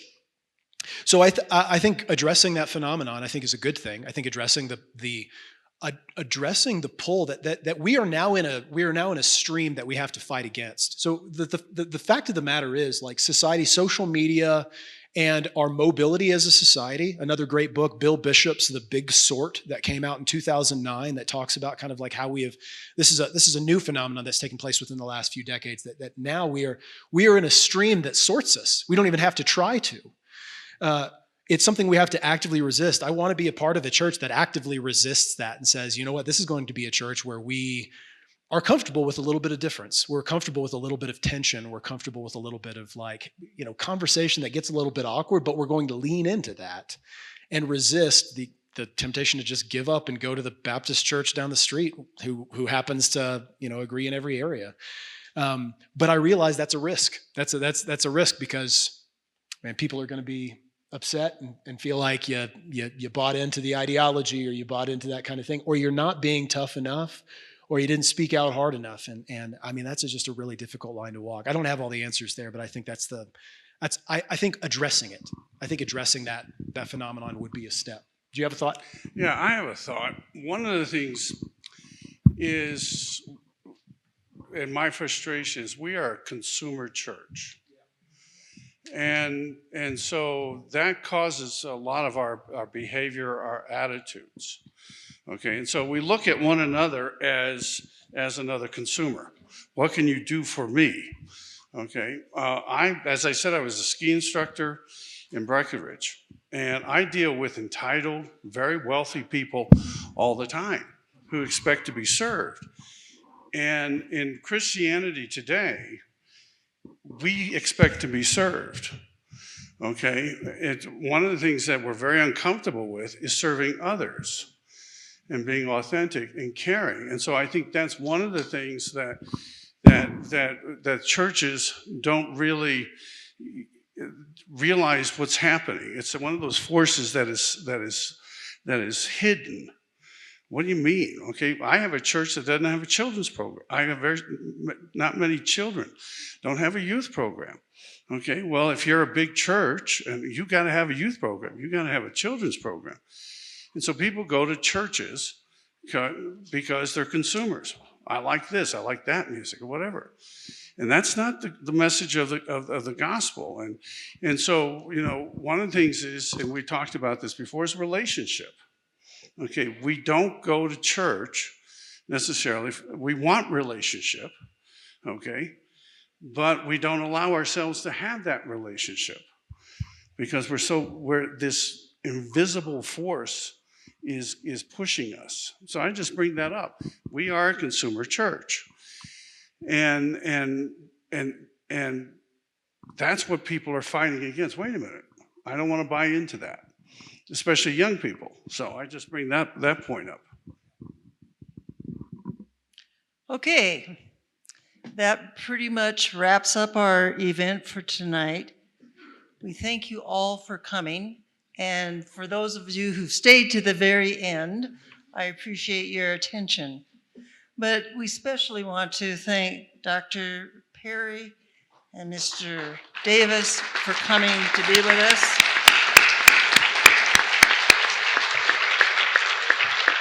And I think we've heard tonight that the church community plays a large role in Woodland Park, and it may be the church in Woodland Park that helps to bring the healing that is needed. I also personally thank Josh DeSmidt, and all the teachers that have